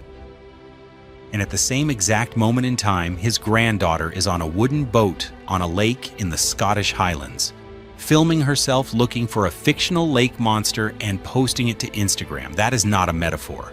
That is literally what was happening simultaneously in the world. Now beyond Europe, Frida's documented travel includes the Bahamas as well. Luxury beach content, island destinations, the kind of aspirational lifestyle content that performs well with young Latin audiences. Her mother, who has her own Instagram presence and over 80,000 followers, promotes wellness and brand partnerships and has built her own influence brand. The household Frida comes from, on the California side of her life, is fully embedded in social media influencer culture. That is the world she was raised in after leaving Sinaloa.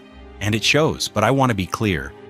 Frida is not just traveling and posting. She is genuinely trying to build a music career. And the timeline here is actually pretty interesting, because this did not come out of nowhere. The first real hint that she had musical ambitions came when she was just 16 years old. In 2021, she auditioned for Tengo Talento, Mucho Talento, which is basically the Mexican-American version of America's Got Talent, airing on Estrella TV out of California. She did not just make the show, she made it to the finals. She finished in third place. And the way she described that experience tells you something about how she sees herself. She said at the time, and I am paraphrasing, that she believes you start from the bottom and shine for yourself. She went on that show the same way any other contestant would. She auditioned, she competed, she was not walking in expecting her name to carry her, or at least that is the stance she has always maintained. And the fact that she finished third on a national talent competition suggests she has actual ability behind the ambition. Her musical idol growing up was Jenny Rivera, the legendary Mexican-American regional music singer who built one of the most genuine success stories in that genre before her tragic death in 2012. Frida has cited Rivera directly in multiple interviews as her biggest inspiration. She wants to follow that path. Struggle, perseverance, building something real out of almost nothing. That is a deliberate artistic reference point. Jenny Rivera was not cartel adjacent. She was a working-class woman from Long Beach, California, who fought for everything she had in an industry that did not want to make room for her. Frida choosing her as a role model is a statement. It is saying, the template I am following has nothing to do with the Guzman family tree. After Tengo Talento, she did some collaborative work. She was featured on a track with Los Plebes del Rancho, a well-known regional Mexican group, a few years back. But then the music seemed to go quiet for a while. She was still traveling, still building her social media presence, but the career push was not there yet. Until May 30, 2025. That was when she officially released her debut single, a collaboration with singer Ceci Millán, titled Andas Contando. Regional Mexican music, 2 female voices. Officially available on streaming platforms including Apple Music and Spotify, a real industry release. And the moment it dropped, the debate started immediately. People on social media split into 2 camps hard. One side said she was using her grandfather's name as a marketing strategy, that the only reason this song was getting any attention was because of the Guzman connection, that without that last name, she would be another unknown regional artist trying to break through. The other side said she was a young woman, trying to build something legitimate in a genre she genuinely loves, and that the world was never going to give her a fair shot because of a name she never chose and had nothing to do with building. Frida addressed it directly in multiple interviews. In one conversation with the program Sientes Quien Puede, she said that entering the music industry has not been easy, that people make judgments about her based solely on where her family comes from. People label you as someone you're not, she said, and she was very clear. She has no reason to feel ashamed of her origins, but equally clear that her music is hers, not her grandfather's, not her uncle's, hers. In a Telemundo interview, she said her childhood had more good memories than bad, that the people who actually know her do not see her through the Guzman lens, that she is trying to be a person, not a symbol, not a headline, not a cautionary tale about narco bloodlines. And honestly, whether or not the music career reaches the level she is aiming for, the ambition is real. The effort has been there since she was 16. That is not nothing. Let us talk about that for a second, because I think it is important to be real about what it actually means to be Frida Guzman Muñoz in 2025. She is the granddaughter of a man who, by his own admission to federal investigators, was responsible for between 2,000 and 3,000 deaths. A man who built a multi-billion-dollar criminal empire on the backs of addiction, violence, and corruption, spanning multiple decades and multiple continents. A man who escaped maximum security Mexican prisons twice, through an actual mile-long tunnel the second time, before finally being extradited to the United States in 2017 and convicted on 10 federal charges, including drug trafficking and murder conspiracy. He is now serving life plus 30 years in the most restrictive prison facility in America, with essentially no contact with the outside world. She is the niece of Ovidio Guzman and Joaquin Guzman Lopez, Los Chapitos, who took over the Sinaloa cartel's operations after their father's imprisonment and have been indicted by the United States government on federal drug trafficking and conspiracy charges. Ovidio was extradited to the U.S. in 2023. Joaquin Jr. was arrested in El Paso, Texas, in July 2024.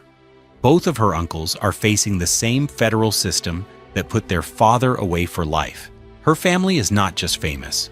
Her family is, by any legal definition, one of the most consequential transnational criminal organizations in the history of the Western Hemisphere. And Frida has zero documented connection to any of it. None. No arrests, no allegations, no reported cartel involvement of any kind. She is clean by every public record that exists, but the name follows her everywhere. When she performs, people talk about the name before they talk about the music. When she travels, outlets describe her as El Chapo's glamorous granddaughter before anything else. When she does a whiskey tasting in Edinburgh, it makes international news because of who her grandfather is. She cannot do anything, absolutely nothing, without the Guzman shadow being the first thing people see. And here is what I find genuinely interesting about how she is navigating this. Frida is not hiding from it. She is not changing her name. She is not pretending to be someone else. She kept Guzman. She kept the name that opens every door and closes just as many. She uses it in the sense that she has not run from it, and she pushes back on the narrative that comes with it at the same time. Whether that is a calculated move by her team or a genuine personal stance, we cannot say for certain. Some people on social media argue that no debut artist gets international press coverage and hundreds of thousands of social media followers based purely on a regional Mexican single, that the name is doing heavy lifting whether she acknowledges it or not, and that is probably true to some degree. You do not get covered by the South China Morning Post, the Edinburgh News, and the Irish Star for releasing a 2-minute 24-second regional music single unless something else is driving the interest. But others point out that she has been pursuing this since she was 16, auditioned on a talent show, competed on stage, studied her craft. Before any of this press attention existed, she was not born famous. She built visibility. The name certainly helps, but the ambition predates the platform. I'll let you decide where you land on that one. So let us bring this all together. Frida Sofia Guzman Munoz is, at her core, a product of one of the most extreme family situations you can imagine. Born in Culiacan, Sinaloa, to a father who would be massacred in a cartel parking lot before she could form memories of him. Granddaughter to the most infamous drug lord of the modern era. Niece to the men who now run what remains of that empire from behind bars or from hiding, and yet, none of that is her life. Her life is Burbank, California. It is a boxing stepfather and a social media influencer mother. It is a Johnny Walker tasting in Edinburgh and a boat ride looking for the Loch Ness Monster. It is a third-place finish on a singing competition at 16 and a debut single on streaming platforms at 20. It is Versailles selfies and London buskers and the Bahamas and regional Mexican music about chasing your own path. The contrast is genuinely insane when you sit with it.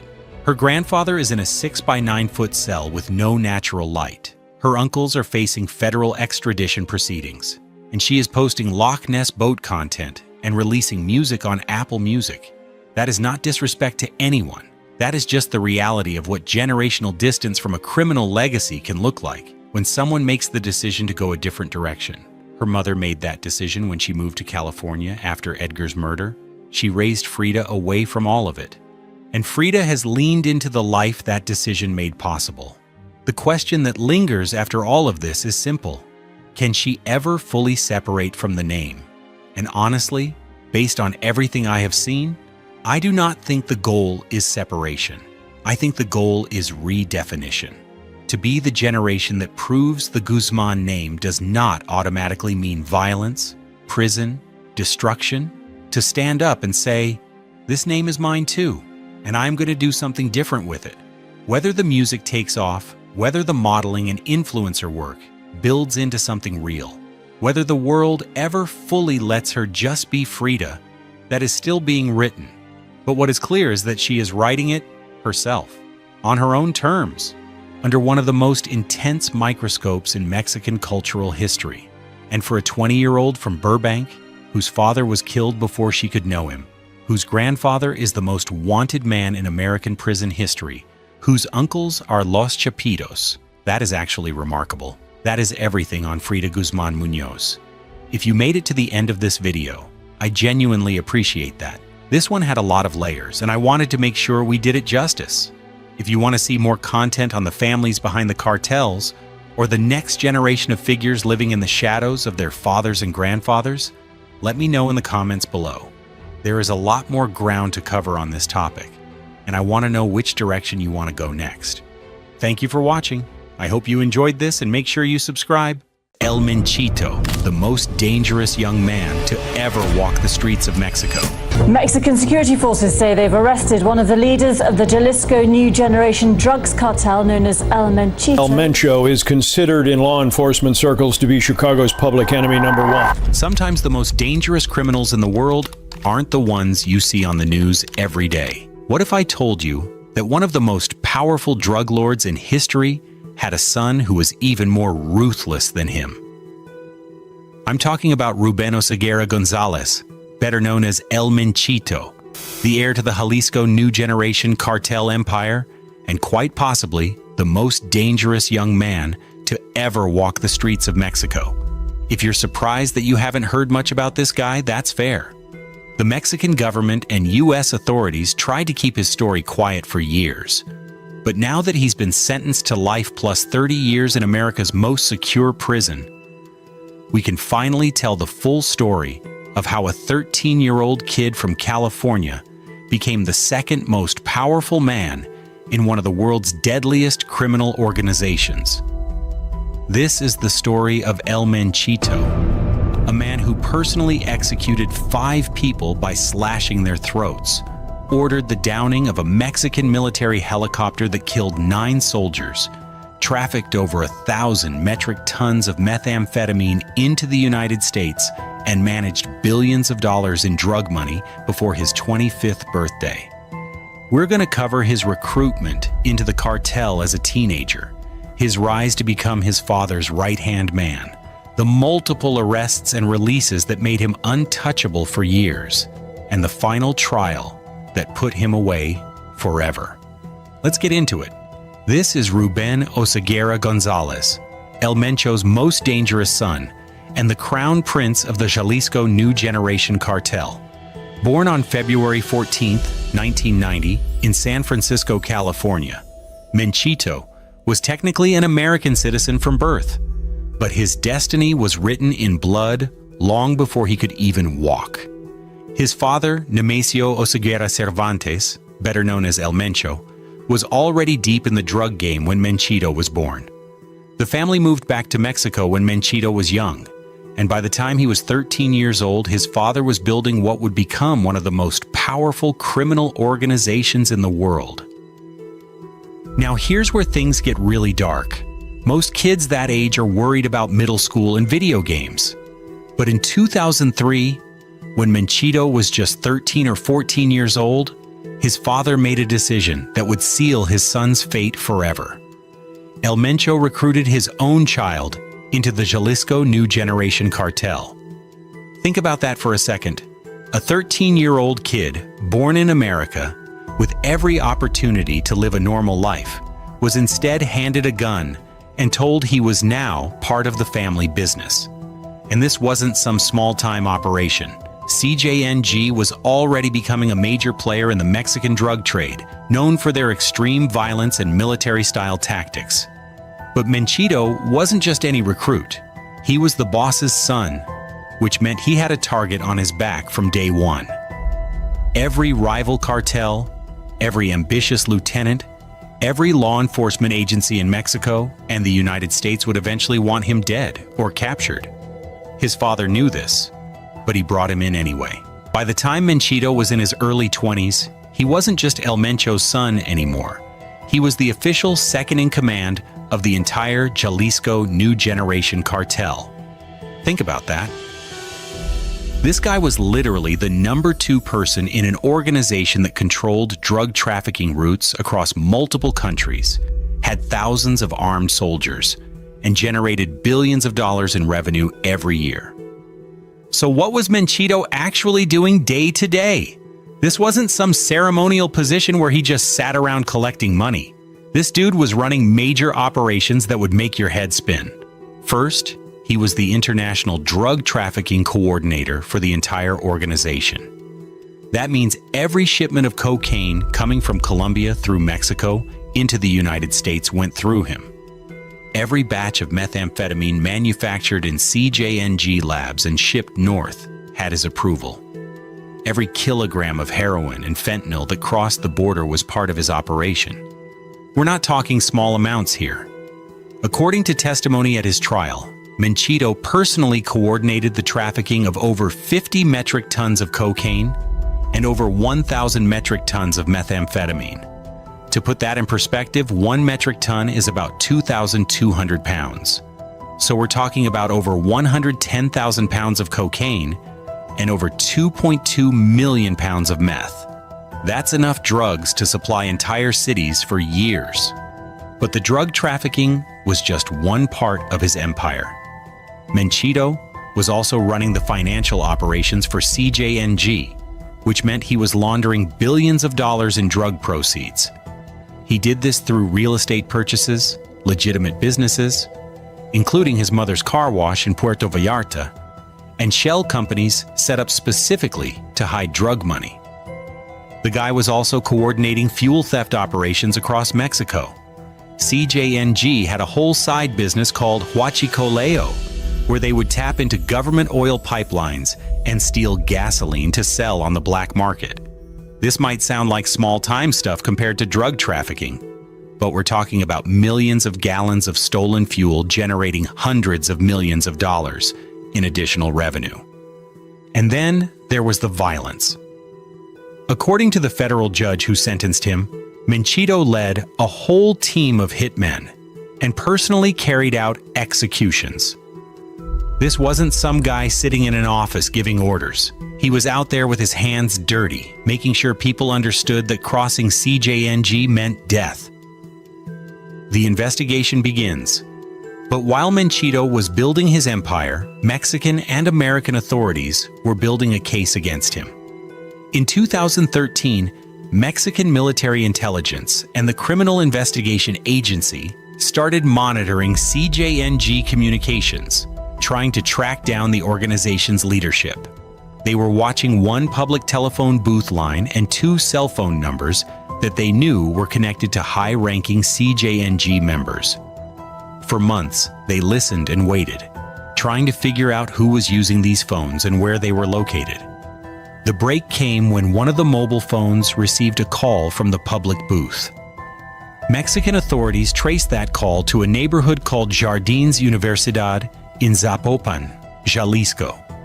This was it. They had a location.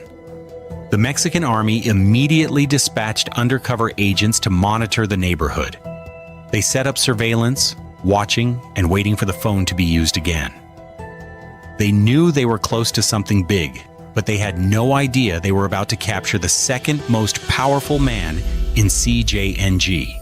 On the evening of January 29, 2014, one of the monitored mobile phones was located through geolocation in a neighborhood in Zapopan before it went out of service.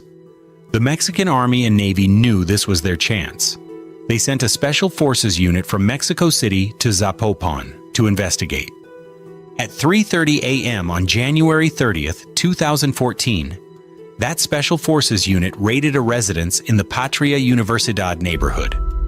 The sound of them breaking down the doors woke up everyone in the house, including Menchito, who had been sleeping peacefully in his bed. But this dude wasn't going down without a fight. The second he heard the loud bang of the doors being breached, Menchito jumped out of bed and ran toward his backyard. He climbed over the back wall, trying to escape to his neighbor's property. The problem was, the Special Forces unit had already surrounded the entire premises. They had cut off all his escape routes before they even started the raid. Menchito found himself trapped in his neighbor's backyard with nowhere to go. He had no choice but to submit and was arrested on the spot. What they found at the scene was absolutely insane. First, there were 13 illegal firearms, including 2 customized AR-15 assault rifles with engravings that told the whole story.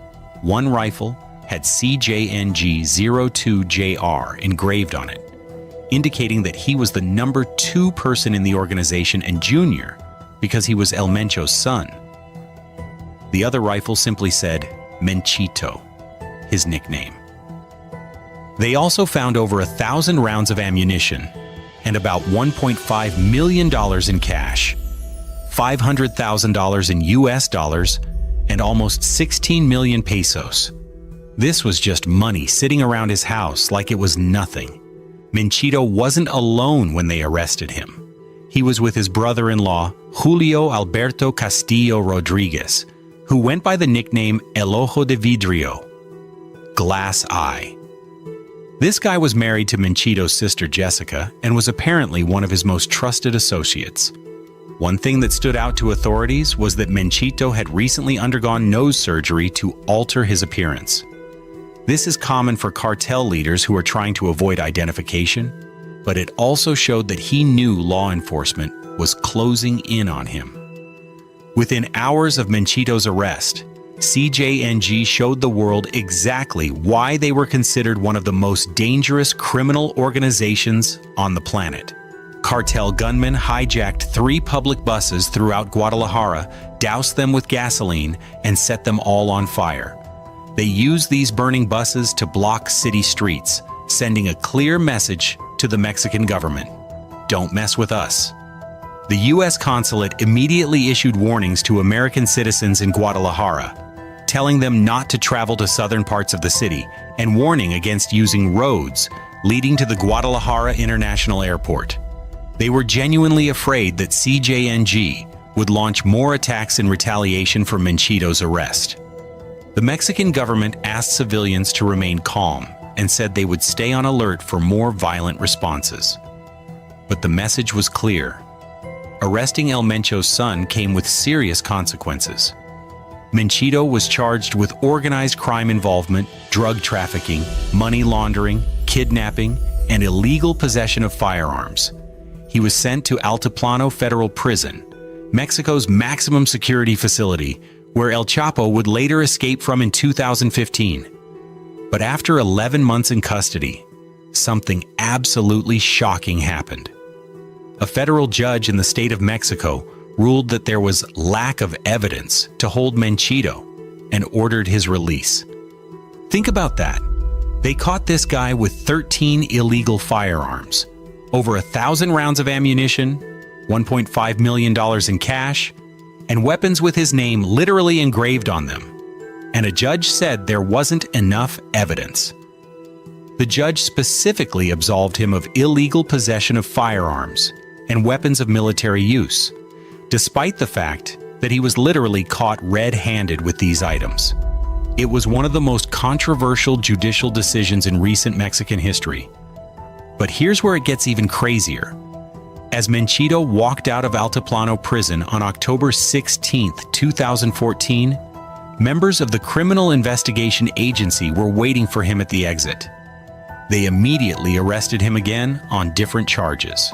The guy couldn't even make it to his car before he was back in custody. After about 2 more months, another federal judge ruled that there was still lack of evidence and ordered Menchito's release again on December 26, 2014. This time he actually made it out and was free for about 6 months. During this time, Menchito tried to keep a low profile, but Mexican authorities were watching him constantly. Federal police and the Mexican army tracked him to a new location in the Lomas de Altamira neighborhood in Zapopan, Jalisco, where he was trying to lay low. On June 23, 2015, at 2:15 a.m., they launched another surgical operation to capture him. This time, they were taking no chances. Officers arrived in several vehicles and approached the private gated neighborhood where Menchito was hiding.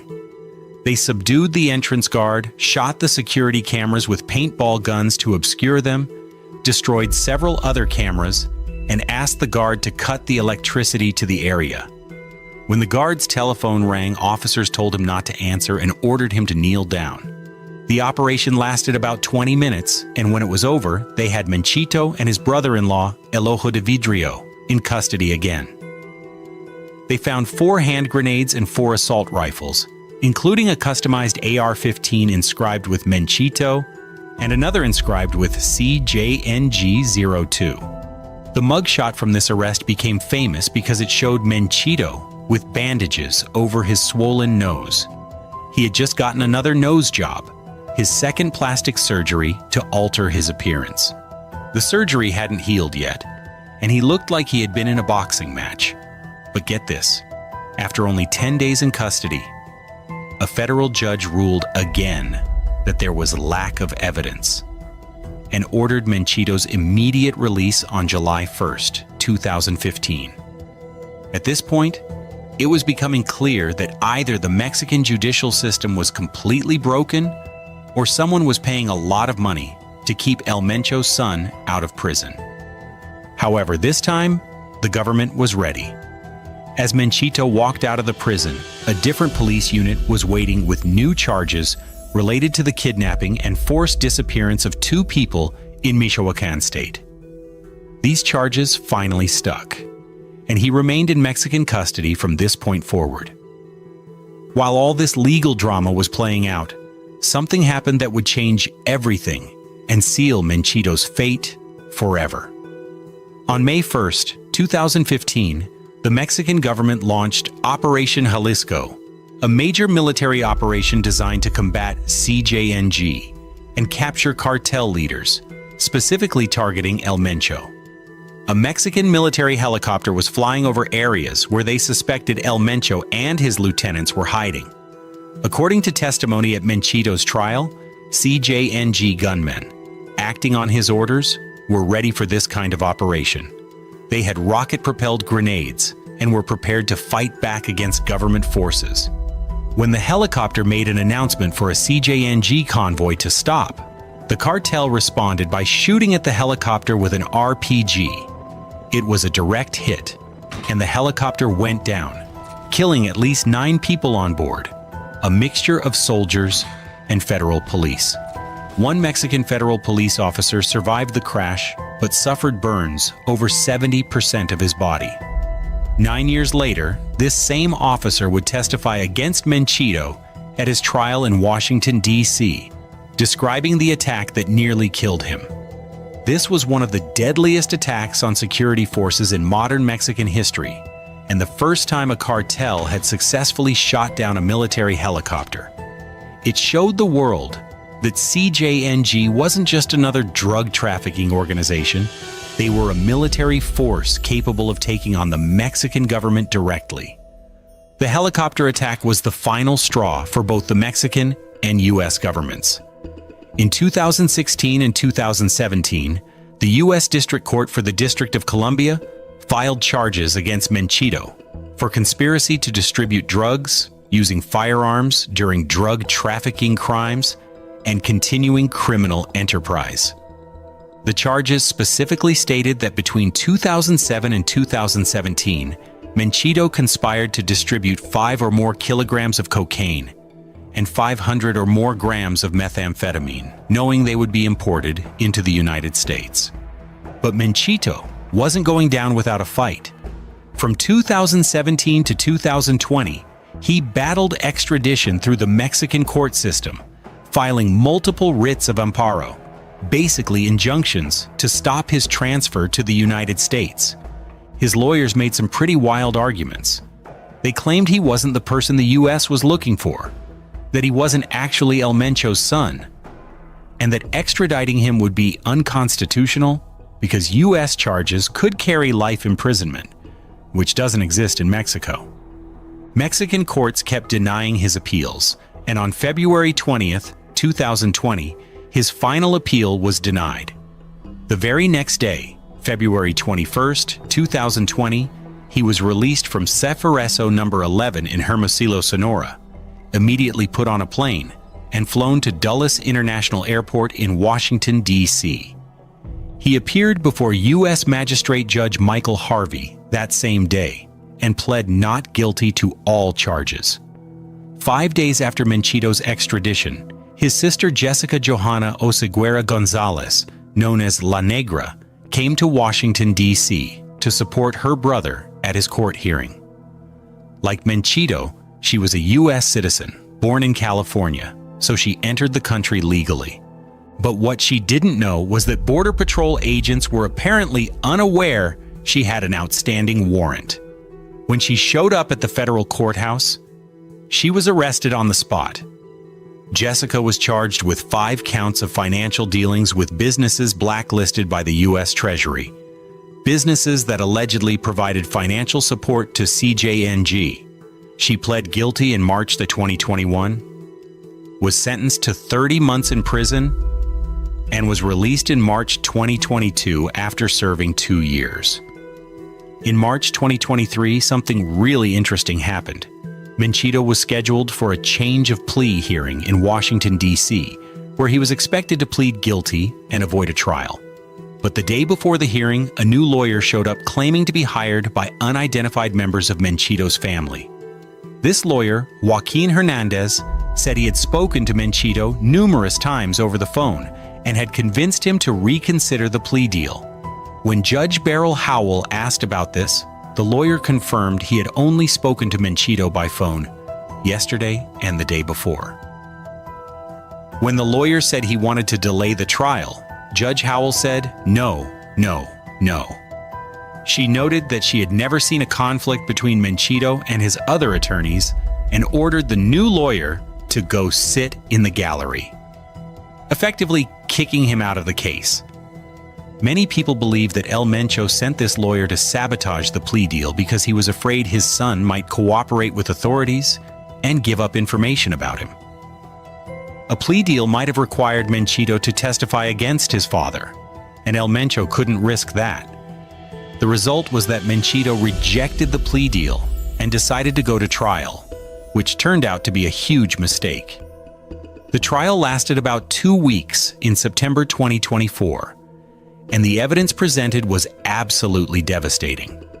The prosecution brought in former drug traffickers who testified about CJNG operations and Menchito's role in the organization. They had U.S. and Mexican authorities who provided evidence about drug trafficking operations. But the most powerful testimony came from the Mexican federal police officer who survived the helicopter attack on May 1st, 2015. This man, who suffered burns over 70% of his body, testified about the attack 9 years after it happened, describing how CJNG forces shot down the helicopter on Menchito's orders. They also had testimony from Juan Perez, a pseudonym for a former federal police officer who participated in Menchito's arrest in 2015, and Herminio Gomez Ancira, known as El Indio, who was a former police director and El Mencho's former bodyguard. But the most damning evidence was about something that happened in April 2015, the throat-slashing incident. Prosecutors revealed that Menchito personally executed 5 men who owed him money for drugs sold in the United States. According to eyewitness testimony, the 5 men were bound and tied up. Menchito used a half-moon-shaped knife and slashed each man's throat one by one. After killing all 5 men, he asked for a clean shirt because he was covered in blood. This testimony showed that Menchito wasn't just giving orders from behind a desk. He was personally carrying out brutal executions with his own hands. On September 20th, 2024, the jury convicted Menchito of conspiring to distribute 5 or more kilograms of cocaine and 500 or more grams of methamphetamine for importation into the United States, and using, carrying, and brandishing firearms, including destructive devices like grenades and RPGs, in furtherance of drug trafficking. They also found him guilty of downing the Mexican military helicopter on May 1st, Divi Tukstoshi Pietspad Smitais. The sentencing hearing on March 7, 2025, lasted nearly 4 hours. His lawyer, Anthony Colombo Jr., argued that Menchito was recruited by his father at age 13 and had no other option.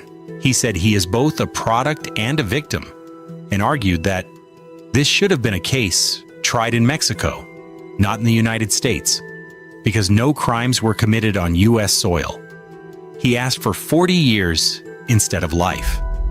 The prosecution argued that Menchito ran a successful criminal enterprise, carried out various acts of violence against enemies and authorities, personally butchered 5 men, ordered the helicopter attack that killed 9 people, trafficked tons of drugs, and led a whole team of hitmen. When given the opportunity to speak, Menchito remained silent on the advice of his defense team. Judge Beryl Howell sentenced him to life plus 30 years in federal prison, a life sentence for drug trafficking, and 30 years consecutive for the firearm charges. She also ordered him to forfeit $6.26 billion, which is one of the largest forfeiture orders in U.S. history. The judge called CJNG a notoriously violent cartel and said Menchito had a whole team of hitmen at his command. She noted his brutality and the carnage that the accused personally caused. Today, Menchito is serving his life sentence at ADX Florence, the federal supermax prison in Colorado. This is the most secure prison in America, where they also house Joaquin El Chapo Guzman, Dzhokhar Tsarnaev, the Boston Marathon bomber, and Terry Nichols, Oklahoma City bombing accomplice. Menchito spends 23 hours a day in solitary confinement in a concrete cell with no windows. He gets 1 hour of exercise in a small concrete yard, has no contact with other inmates, and receives his meals through a slot in his door. He's 35 years old, and he will die in this prison. So how did one of the most powerful young criminals in the world end up spending the rest of his life in a concrete box in Colorado? There were several factors that led to his downfall. First was technology. Cell phone tracking and geolocation allowed Mexican authorities to find him multiple times. Wiretaps on phones linked to CJNG gave law enforcement insight into the organization's operations. But Menchito also made some crucial mistakes. Despite trying to keep a low profile, he had customized weapons with his name engraved on them. He kept massive amounts of cash at his residences. He used the same brother-in-law as his companion multiple times, making it easier for authorities to track him. And he kept getting plastic surgery, which actually drew more attention to him. The helicopter attack was probably the biggest factor in his downfall. After CJNG shot down that military helicopter and killed 9 people, the US and Mexican governments made the organization a top priority and devoted massive resources to hunting down its leadership. But the final nail in his coffin was rejecting the plea deal. If he had taken the deal, he might have gotten 40 years instead of life plus 30. Many believe his father sabotaged the deal because he was afraid his son would cooperate with authorities. But that decision sealed Menchito's fate. The witness testimony was also crucial. Former cartel members, the helicopter survivor, and El Mencho's former bodyguard all testified against him, providing the evidence prosecutors needed to secure a conviction. The bigger picture. The story of El Menchito shows us just how powerful and dangerous modern drug cartels have become. This wasn't some street-level dealer or even a mid-level trafficker. This was the second in command of one of the world's most powerful criminal organizations, and he was only in his 20s when he was running operations worth billions of dollars. It also shows us the international nature of the drug trade. Menchito was born in California, recruited into a Mexican cartel as a teenager, trafficked drugs that ended up in American cities, and was ultimately prosecuted in Washington, D.C. His story spans multiple countries and shows how the drug trade connects criminal organizations across borders. But maybe most importantly, it shows us the human cost of the drug trade. 9 Mexican soldiers and police officers died when CJNG shot down that helicopter. 5 men were brutally executed because they owed money for drugs. Countless people died from the drugs that Menchito helped traffic into the United States. Now he's spending the rest of his life in solitary confinement, while his father, El Mencho, is still free somewhere in Mexico with a $15 million bounty on his head. The Jalisco New Generation Cartel is still operating, still trafficking drugs, and still killing people. The war on drugs continues, and stories like Menchitos remind us just how high the stakes really are. What do you think about this case? Let me know in the comments if you think life plus 30 years was the right sentence, or if you think he should have taken the plea deal. Before you go, hit that like button and subscribe for more true crime content like this. Till next time.